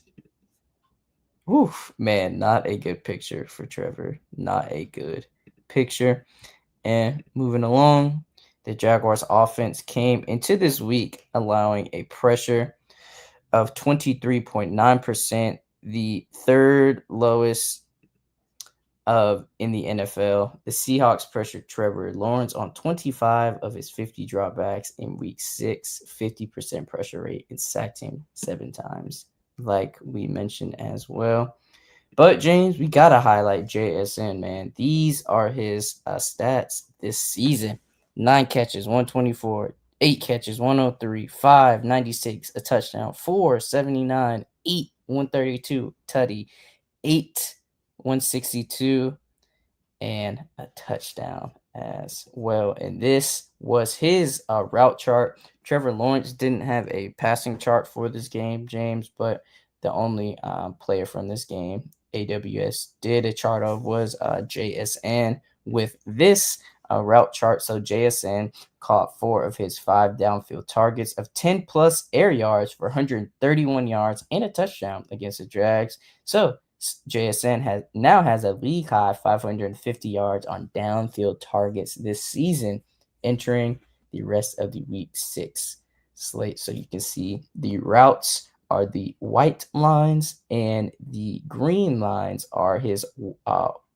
yak yards after the catch. And you can see the gray lines are his incomplete routes as well. So he's definitely a beast when it comes to those out-breaking routes. He was killing us during them. But James, man, JSN is one of those guys. He is a dog. And for all my people who has JSN in his fantasy, I bet you guys are ecstatic because he is a dog on that football field. But everybody, if you are familiar with the Jags, if you are a fan of the Jags, let us know why you think this game went so downhill for the Jags, especially when it comes to the key penalties that Travis Hunter got that didn't result in that Brian Thomas Jr. touchdown, or the defensive side of the ball. It was the first time Greg Newsome played in the Jags uniform, and many other fans were shocked, were pretty mad that he gave up the touchdown to JSN. He was looking for help from the safety wing guard in that situation. I'm pretty sure it was a cover 3 defensive scheme they had, so he needed that safety help for JSN, and we can see why. JSN blew past Newsome in his first ever game with the Jags. Sucks that your first game ended up in a blow touchdown like that. But hey, man, JSN is one of the guys, and we just want to show you guys how lethal he has been for the Seahawks. So we're going to continue moving on with the NFL segment, and we just wanted to highlight the Jags. So the Jags are with this 4-2. They are actually second in the AFC South Conference behind Indianapolis, who is 5-1, getting their victory against the Kyler Murray less Cardinals yesterday as well. So let's continue to move on and discuss the other games in the league. But man, this picture, whew, Mm. it's just, man, gotta go back to it, man. That looks like one of those prison shorts. Like that. Watching you like that looks just not fun at all. Like, But you gonna eat man, your cornbread? Seahawks defense was swarming the Cats, man. 33 pressures for 7 sacks again. So, man, our trenches did not look well. Our offensive trenches did not look the best, James. They could not contain the Seattle D line. They got Demarcus Lawrence on there, former Cowboy, and man, he's been doing a lot of damage on our front. So, man, just a tough game for the Oh, Jags. damn! I put somebody else digging in his nose this week. That's crazy. That was good. I like that. That's good. That's good. Now let's look at the Broncos versus the Jets game. So this game was at 9:30 in the morning since it was played in the Tottenham Hotspur Stadium all the way across the pond in England. So let's take a look at this game, James, because you're not going to believe the box score. So Justin Fields was 9 of 17 and he only had 45 yards. He got sacked 9 times, losing 55 yards. So ultimately, he only ended up getting negative 10 yards. So Jeez. Brees Hall, 22 carries, 59 yards. Justin Fields, 7 carries for 31 yards. But Bo Nix, 19 to 30, 174 yards, and 1 touchdown as Again, well. Bo Nix. Oh well, you know what? Again, look at. I want y'all to do it's exciting to see quarterbacks throw the ball a lot. I'm 100% with you. Hell, I don't know what New York was like. The Jets were doing. If it's got to win consistently, it's got to be 50-50 in terms of the distribution of plays. The Jets were 31 rushes, 17 yards passing. 17 passing attempts. Both Cephas had 30 passing attempts. The Broncos had 26 rushing attempts. That's almost 50-50. Like, it's, again, a lot of people have made this game way more complicated than what it is. And I know I'm just a fullback, right? And I know my alma mater sucks, so I can't have as great of an opinion anymore. That is the formula to win on every fucking level, except for 7-on-7, because you have to pass in 7-on-7. But even then, when you run it, it throws people off. Like, they're not expecting it. But you don't have to have your quarterback doesn't have to win you the game. They have to not lose you the game. Aaron Glenn and the New York Jets are now 0-6. Still the only win-less team in the entire, NFL. So I don't know what he was doing, especially when the team was going into halftime, had a chance to get down the field a little bit more, potentially get a field goal, and it looks like he was playing chicken with the clock or something. Garrett Wilson was visibly frustrated after the game with Aaron Glenn and company as well. Let's take a look at Garrett Wilson's stats. He had 8 targets, but only 3 receptions for 13 yards. No New York wide receiver had more than 25 yards in the game. So I can see why Garrett Wilson was visibly upset. But man, let's continue to talk about the Broncos defense, because Nick Bonito, who is, if I'm not mistaken, currently leading the league in sacks, did his thing, as well as the Broncos defense, because they had 9 sacks, 15 QB hits, 7 tackles for loss, and 4 passes defended. And yes, we mentioned this, had negative 10 net passing yards allowed with the sacks, and with Justin Fields only completing 45 yards of passing yards. So man. So the Broncos have the most sacks for a team through 6 weeks over the last 10 years with 30. Yes, 30 sacks through 6 weeks. It's like 5 sacks a week. So that's a good number for the Broncos defense right there. So shout out to the Broncos. And man, they have been riding, James. That defense has been crazy, led by Pat Surtain, led by Nick Bonito. So, man, they are rolling on that defensive front. And get well soon to the New York Jets because, man, things are sour in the Big Apple right now. We're going to talk about the Cardinals and Colts matchup because a lot of weird things happened during this game that, or even before the game, that I can't really explain. So before the game, let's get into this video of Colts cornerback Travarius Ward colliding with a tight end during warmups, which resulted in a concussion, which placed him out of the game for that day. I know, couldn't believe it at first too, but we got it on film. So let's take a look at this crazy video of how football is dangerous even before the pads get put on.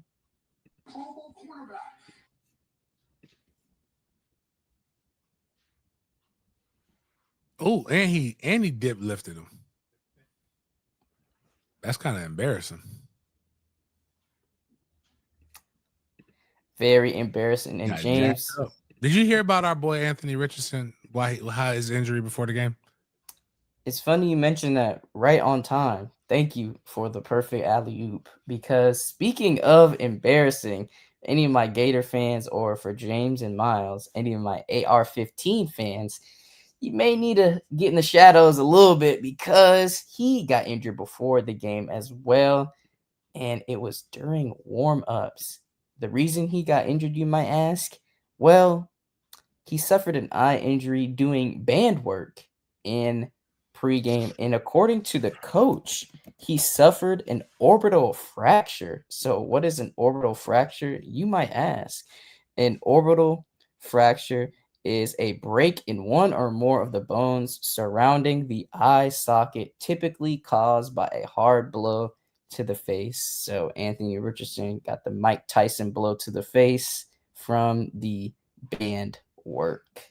James, I have no words, man. I want to know what you're thinking about this. Mm. You know what? I'm just glad my dog got paid. That's all I care about, man. Like, good for him. It's not looking too good for him, you think? He's probably gonna be. He'll be out of the league. I don't even think he'll get a backup job because there's like Geno and a lot of other athletic quarterbacks that are black. Like there was some semblance of like that they showed they understood the game. They just didn't have like a good break, right? I don't. Anthony just looks like a guy who they thought was a really good project. And he's not durable like the white boy in New Orleans. What's his name? That they ended up having to come in and play quarterback again. Taysom Hill. Yeah, and he's not Jameis. Like Jameis is actually a good quarterback. It just hasn't worked out for him. So you can't even just say it hasn't worked out for him. He can't stay healthy, and you don't know what he can do. And Daniel Jones is, and what the worst thing that could happen for him is Daniel Jones, because we all thought Daniel Jones was the worst possible quarterback ever, and he's come over there and he's got them in like nobody talked about Indy. It was the it was the Texans, and then I was the one saying the Jags could be better than the Texans. We all knew Tennessee was going to suck. Where's my guy? He didn't even come in today he always here, but them boys got their ass whooped again, and by a sorry ass Raiders team. And then and then you got Indianapolis. Like it's crazy how this is working.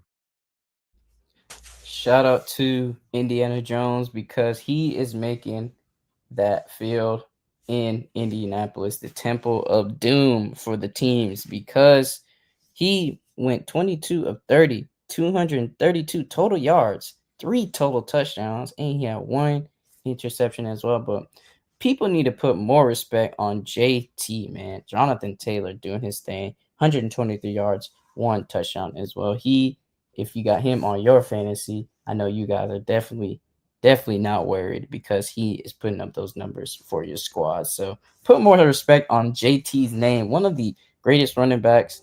Man, take a look at the stats. He's been putting up stats that are Hall of Fame worthy. So put some respect on JT. Can do it all: run, catch, do everything. So shout out to JT, but not shout out to the Colts, AFC rivals. Don't want to see them do good, but man, it's hard because they got some really good good players on the team, and everything looks like it's clicking. James, I know football has a lot of egos you need to mitigate and manage, and sometimes players do not buy in. With the Dolphins' short loss, small loss to the Chargers 29-27, Tua had things to get off his chest in the post game press conference, and this is what Tua had to say regarding some of his teammates in the Dolphins organization that are currently 1-5. So let's see what Tua had to say for any of my Dolphins fans in the chat.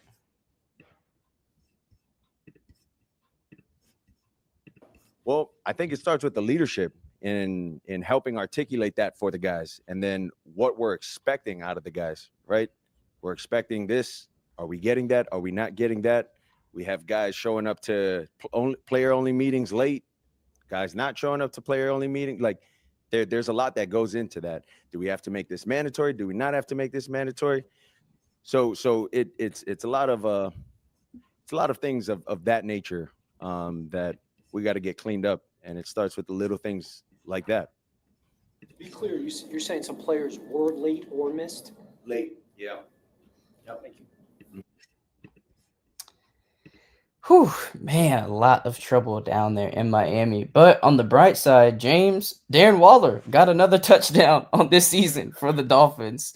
He went 2-12 and got a touchdown in the 29-27 You gotta loss. drop that weight, man. Drop that dead weight, and there's another NFL player that could probably learn from this. I know he won't do it because he's a good man. Desmond Watson? Russell. Oh. If Russell would just get rid of his dead weight, I promise you he's going to be so much of a I said it. There's only one way to be really great, and nobody wants to hear this. You have to be great, you have to be selfish. Got to be selfish. Ever since that man been 1-2 stepping, everything's gone downhill for his career. His life is flourishing. He's great. Like look at Tom Brady sacrificed his family for the game. Yeah. Wife, kids, everything. Because he was what he loved was the game. And I know Russell's never had a bad bitch. This is the first bad bitch he's ever had. We saw his other wife. Boy, when I talk about he had some mid milk, boy, the milk was mid. But Russ, man, once you get one, dog, you can always get another one, brother. I promise you there's another Sierra there waiting for you at the end of your career. And she may get somebody else to get that used vintage vagina. But she won't ever get another you. It won't be the same, dog. I promise you. Like, go and flourish, King. Tell her, bump her, and go get your bread, dog. Your legacy. You've played yourself out of the Hall of Fame, which should be impossible. But, hey.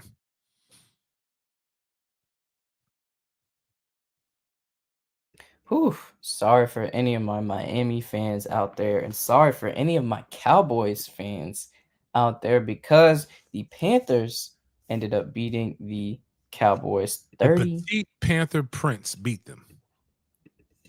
We actually got his stats right here, James. 199 yards for Bryce Young, 17-25, 3 touchdowns, 1 interception. But let's talk about the man himself, Rico Dowdle.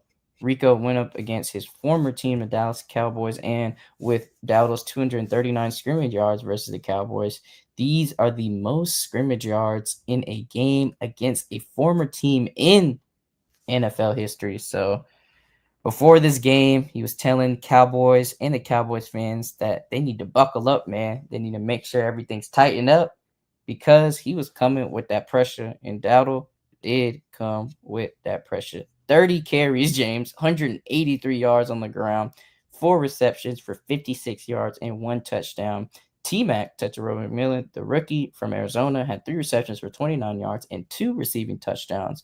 But Rico Dowdle led the team in yards on the ground, and he also led the team in yards in the air, courtesy of receiving yards as well. So, James. Rico. He got hit with the Rico. That's what the Cowboys did. That's coming for Jerry. That would really be foreshadowing. I mean, you know, that's what they got. They got Diddy on Rico. They could probably get Jerry Jones on Rico charges. But to do it after Rico ran through him, that's wild. Damn, he had 30 carries. You might want to stop that guy. 30 carries, 186 yards with that. And this is the first time the Panthers are 500 since 2021. And yes, shout out to Gingerverse for pointing this out as well. James, our boy, Tits for Fits, had the game-winning field goal in the game against America's team. So shout out to Ryan Fitzgerald having that game-winning field goal. Love to see it, man. Love to see FSU doing the thing out there. So Fitz shot the Cowgirls down. So shout out to Tits for Fitz, man. Shout out to you, man. Love to see it, man. Love to see it. Moving along with these games, love to talk about it. So the Rams beat up on the Lamar Jackson-less Baltimore Ravens. And in this game, Puka Nacua dealt with the injury. Sorry for everybody who has Puka on fantasy. You know, he's a popular pick. So Sean McVay said wide receiver Puka Nacua has ankle injury and he is uncertain if he will be able to play next week against you-know-who, the Jaguars in London. So, man, if he misses the game, that'll definitely be a huge break for the Jags because we know how lethal Puka Nacua is in that passing game for the Los Angeles Rams. And Derrick Henry decided to play some football yesterday. He had 24 carries for 122 yards. I just want to read Derrick Henry's stat lines as of late, man, because it hasn't been looking the best. So he had 2,422 in this last game.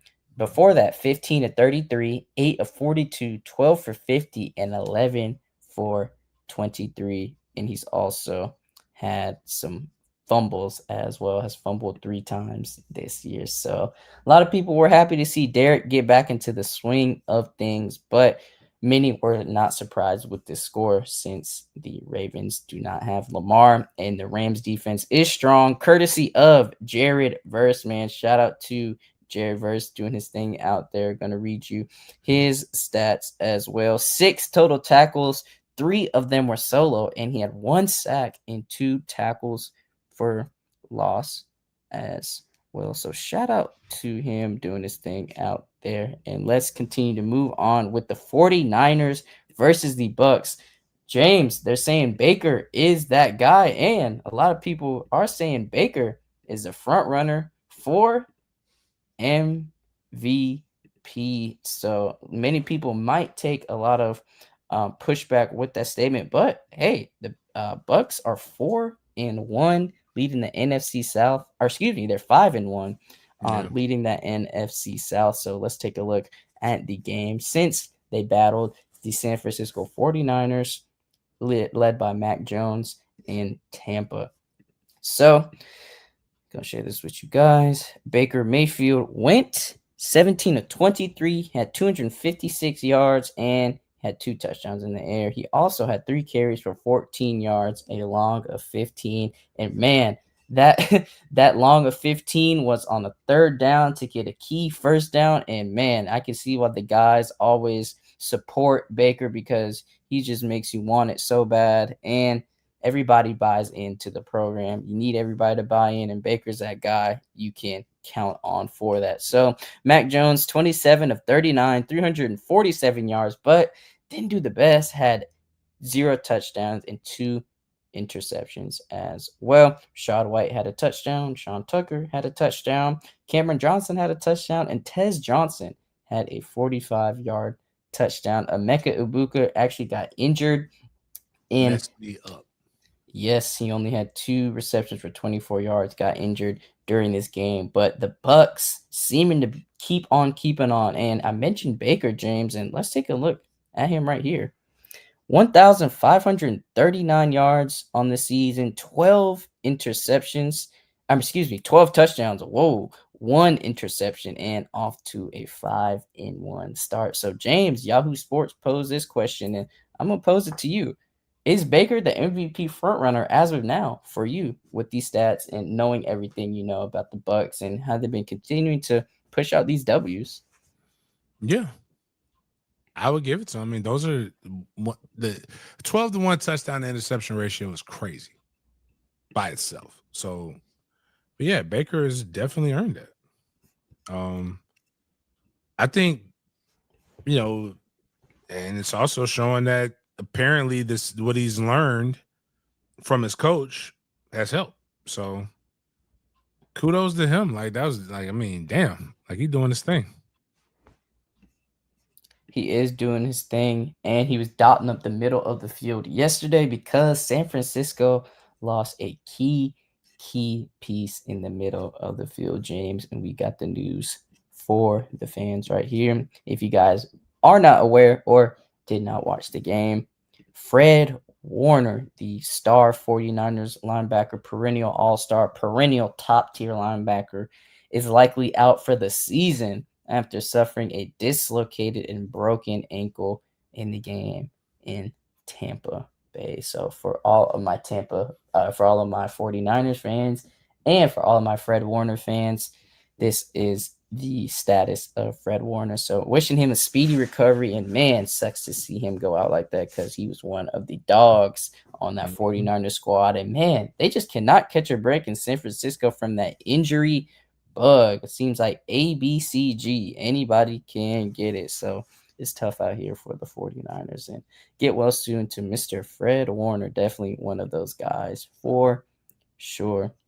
So we're going to keep on keeping along with the AFC North. James, we're going to talk about this because many people are not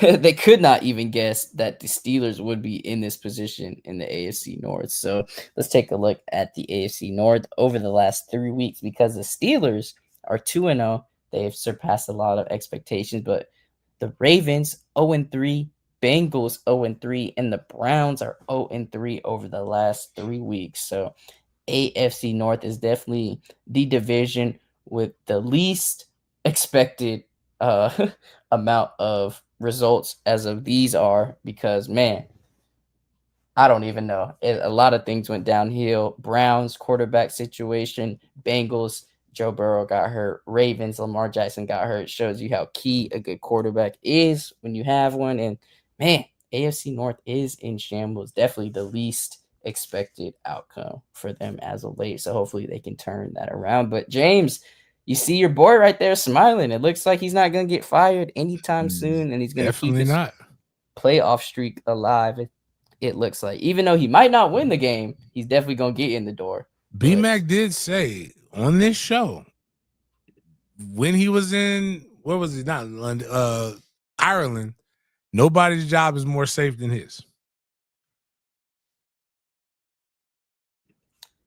and we know that's coming from Brian McFadden, who did play in the Steelers organization under Mike Tomlin. So he definitely knows a little what's up with that situation. So, yep, he did say his career in Pittsburgh is safe. So, shout out to the Steelers for keeping the AFC North in the conversation because, man, whew, those other teams are in the grinder right now. So, shout out to the Pittsburgh Steelers and Mike Tomlin.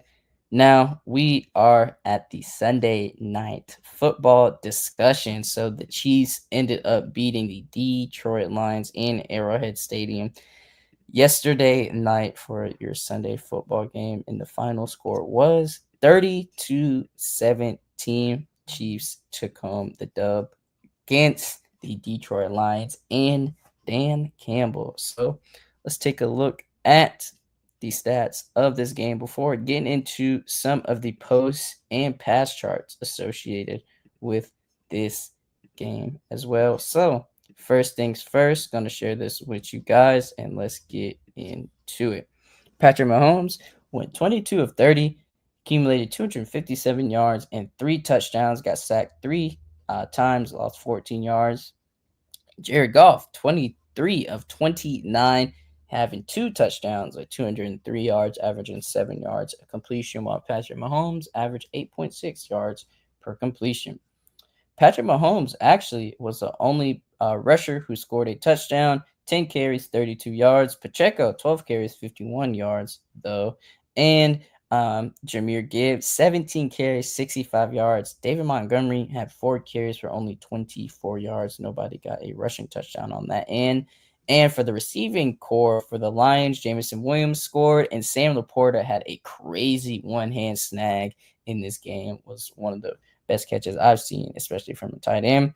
And Travis Kelce was the leading receiver for the Chiefs, 6 receptions for 78 yards. But Hollywood Brown actually had 2 receiving touchdowns, 4 receptions for 45 yards. And Xavier Worthy had 2 receptions for 20 yards and 1 touchdown as well. So let's take a look at the team stats to see why this game was a 13-point spread. So the Lions had 58 less total yards than the Chiefs. The Chiefs had 1 more total drives than the Lions as well. And the Chiefs went 4 of 10 on 3rd down compared to the Lions going 5 of 11. But they went 2 for 3 on 4th down compared to the Lions going 0 for 2. Detroit just had under 200 yards of passing compared to 243 by the Chiefs as well. And the Chiefs had around 14 more rushing yards than the Lions. And James, the Chiefs had 0 penalties and 0 turnovers in this game. You know, The referee said, "We got you this week, dog." The referees and the Twitter fans seem to be making so much AI pictures with Patrick Mahomes and the referees for this There's game. no way you go a whole game with 0 penalties.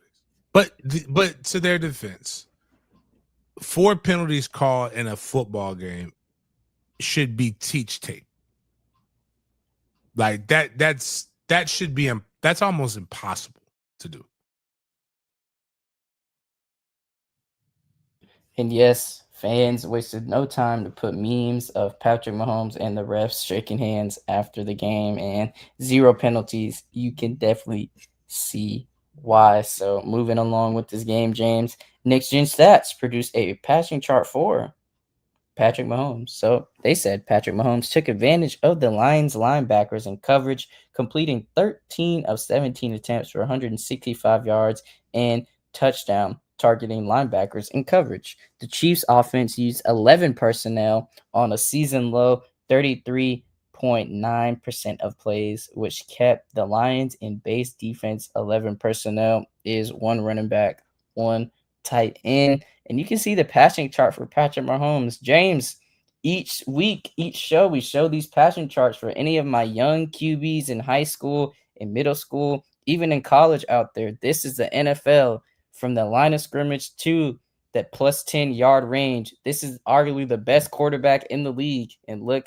at how he's completing his passes. Short and sweet gets the game done, ladies and gentlemen. And James, I know you're going to second my thoughts. I mean, it just like I don't know how everybody throw it downfield. No, if you want to play in the league, be accurate in short yard. Get rid of the ball and take your chances when you can take your chances. 20+ yards is a big play in the end. That's a stat in the NFL.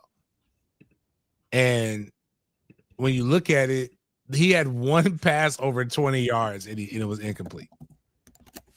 Like, just take what they give you.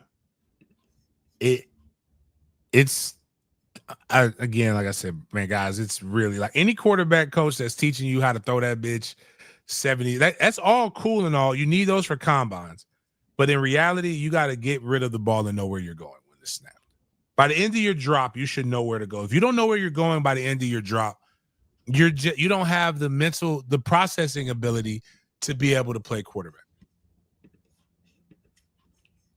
And speaking of getting the ball out, James, these are Patrick Mahomes' stats on quick passes versus the Lions. So what constitutes a quick pass is if it's less than 2.5 seconds, like you previously mentioned. So he was 14 to 15, 147 passing yards and 2 pass touchdowns. Like, what was his overall? What was the other thing? Like his all of it. He was 257 total. So over 50% of his passing yards came on a quick throw. Like, guys, man, whatever, dude. Like y'all be listening to the game for people who don't know the game. It's real simple once you watch it enough.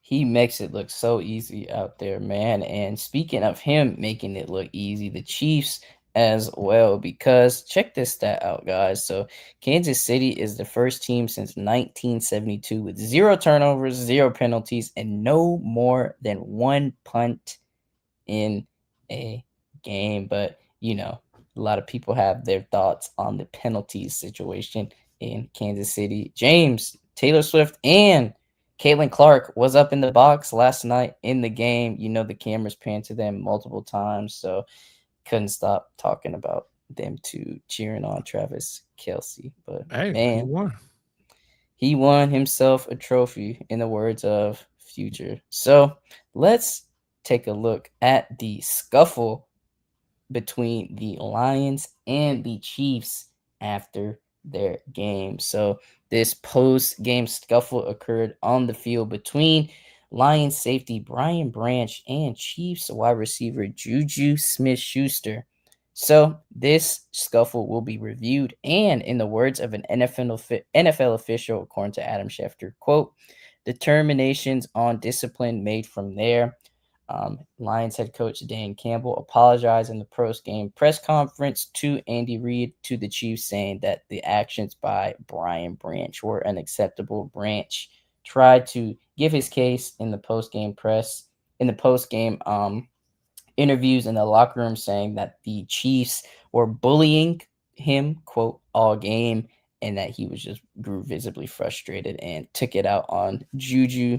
You can see the picture right there, man, full of theatrics. Yep. I know you're wondering how I got here. Like, that's where you need that music. Like, to hear a defensive player say, I reacted the way I reacted because they bullied me. I don't want them on my team. Defensive players are supposed to be bullies. That's all. Yeah, it was definitely not a good look for Dan Campbell's Lions team, and especially after this loss right here. And yep, he claims that they were trying to bully him out here, but don't take my word for it. We actually got the video of Brian Branch right here. So let's see the full clip.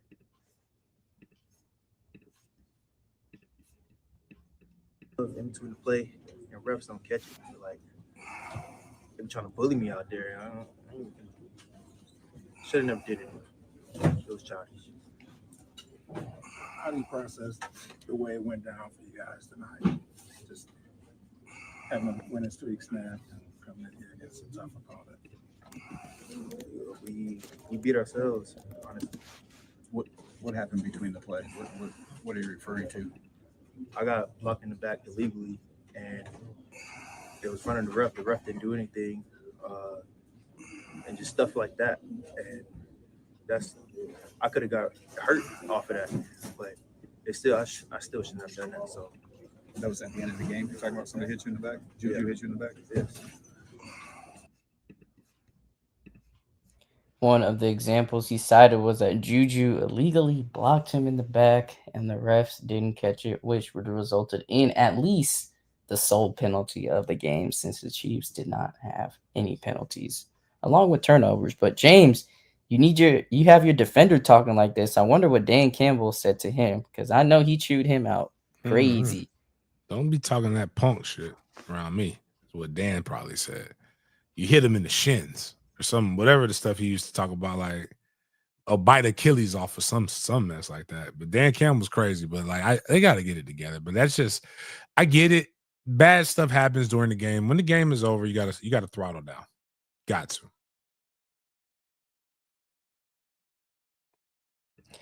Emotions definitely got the best of him. Shout out our boy, man. Shout out April Visual. So James, he posed this good question that I want to ask you as well. So, over or under 50K for the fine for the Lions defensive player Brian Oh yeah, he Branch. definitely over. Over. He gonna lose a check.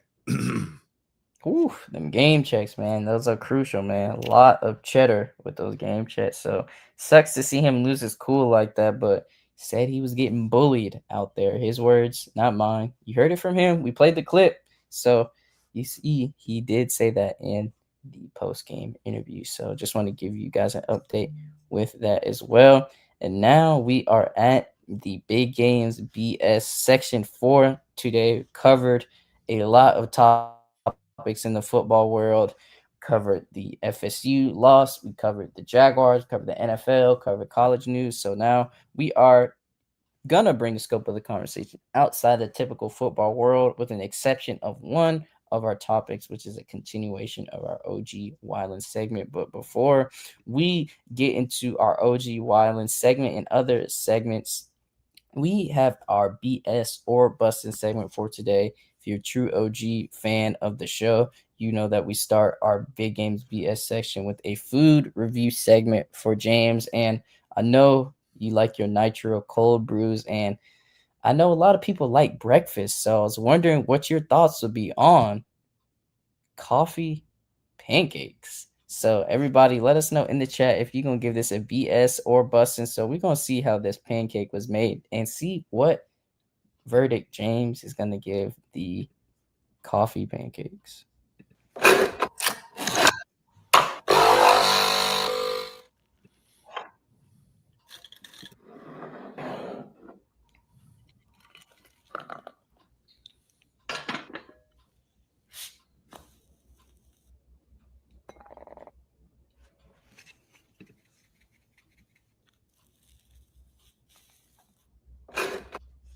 Nah, I just eat regular pancakes and drink coffee. It seems like an extra step for no reason. I got you. I got you. Yeah.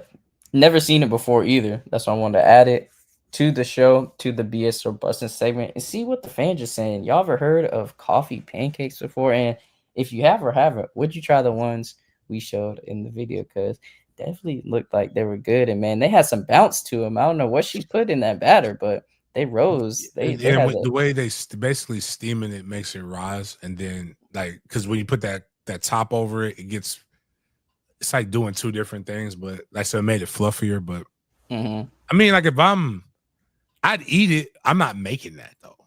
I'm not asking somebody to make that to me. Just give me my coffee, and then I'll eat some pancakes. But I don't want you putting coffee. And then I don't like mixing my sweets.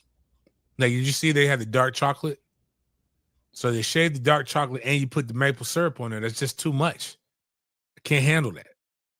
I'm already risking my my blood sugar, my A1C by doing this.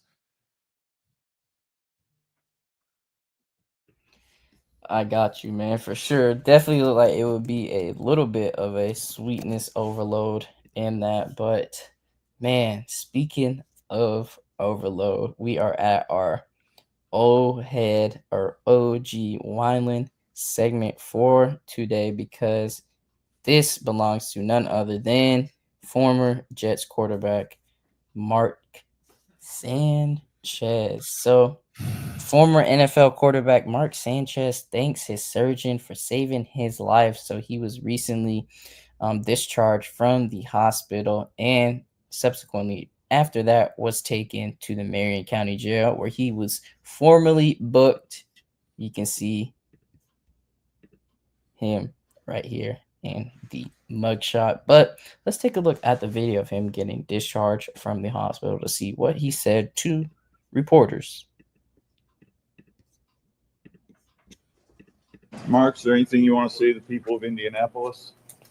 Right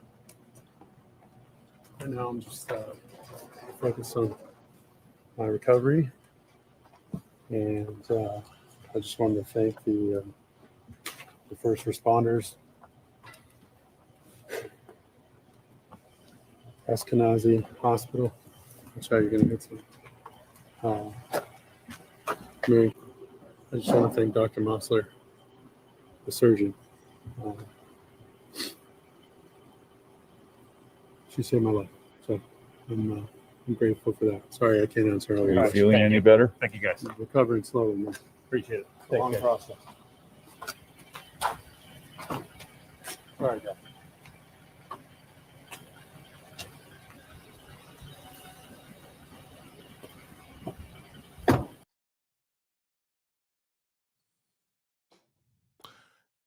You know, he damn near killed that other man.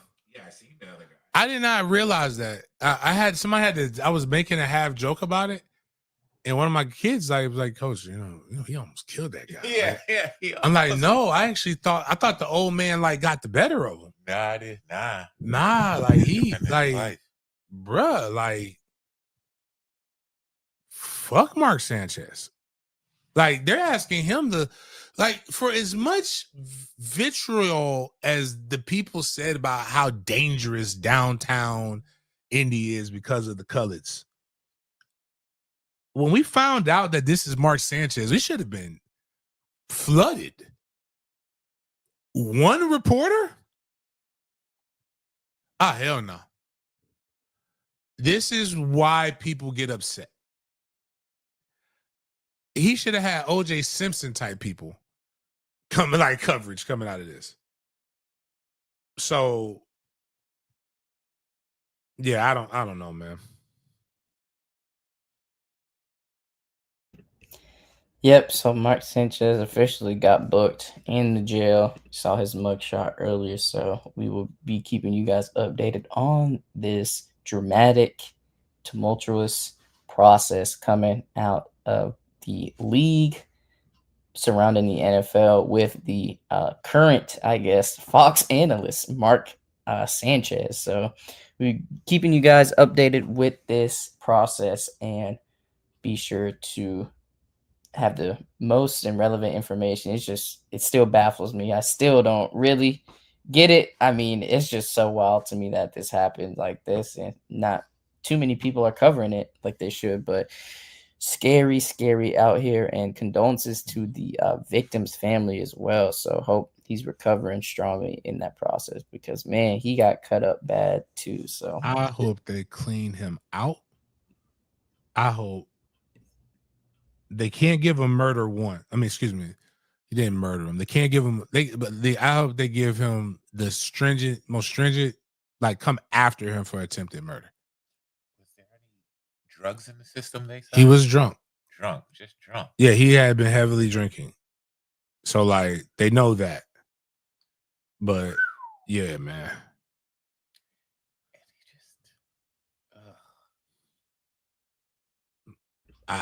They gotta make an example of him. Yeah, especially how it started. It's like, this is not even your business telling him to move his truck. That'd be the wildest thing, dog. Continue your jog or whatever you were doing there, drinking. So this is going to be our last post for today. We're going to discuss, and for any of my hip hop fans out there, you are in for a treat, because Versus is returning with one of the best Versus matchups we have seen. So Cash Money versus No Limit, live from Las Vegas, October 25th. So Versus is returning in Complex Con with this crazy matchup between two of Louisiana's finest. So James, who you got in this Versus between Cash Money and No Limit? That's happening on October 25th.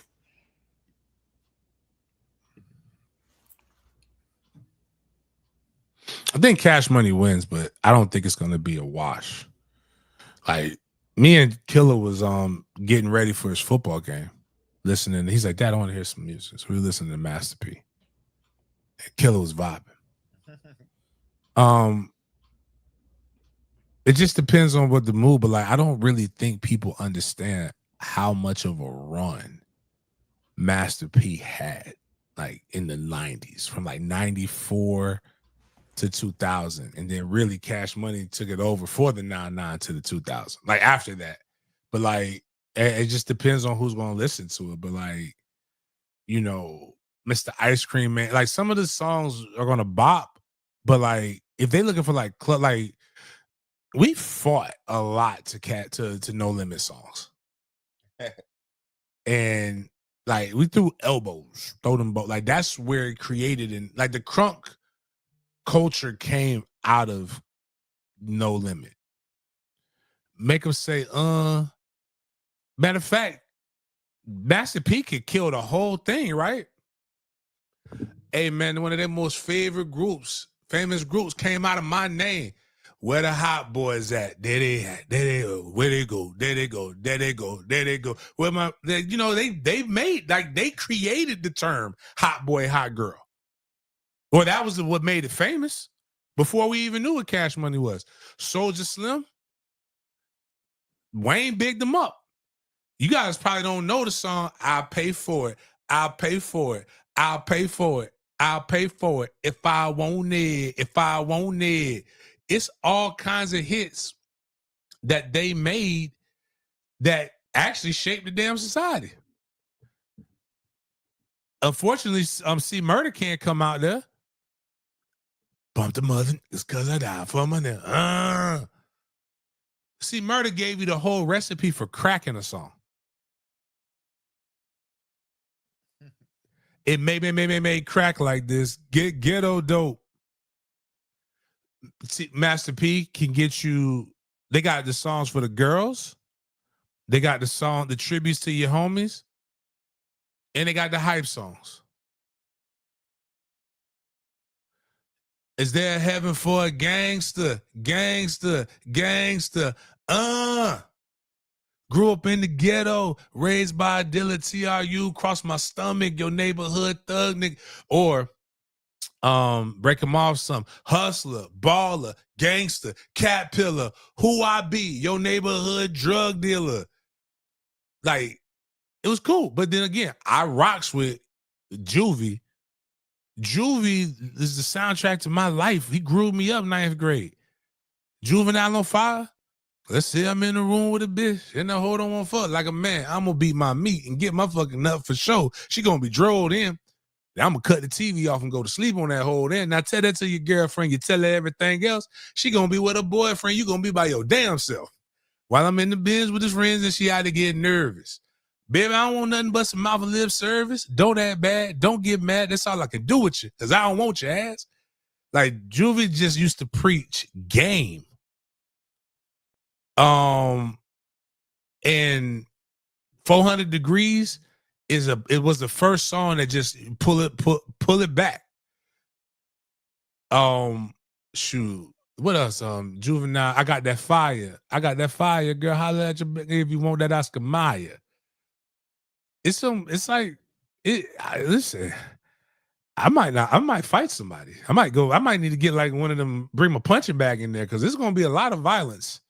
A lot of good football pregame mixtapes will be made out of these two.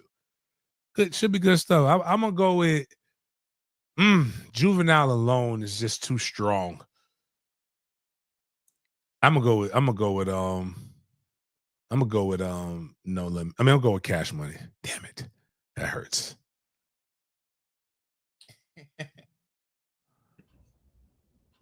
Make sure if you guys do end up going to Complex Con in Las Vegas on October 25th, let us know, man, if you end up going to the show, how it is, because looks like it's going to be fire. Sounds like it's going to be a lot of good songs being played. But that is all I got for the show today, James. So any last words to the listeners out there as we conclude Monday's Big Game BS show? No, appreciate y'all for coming in, hanging out with us.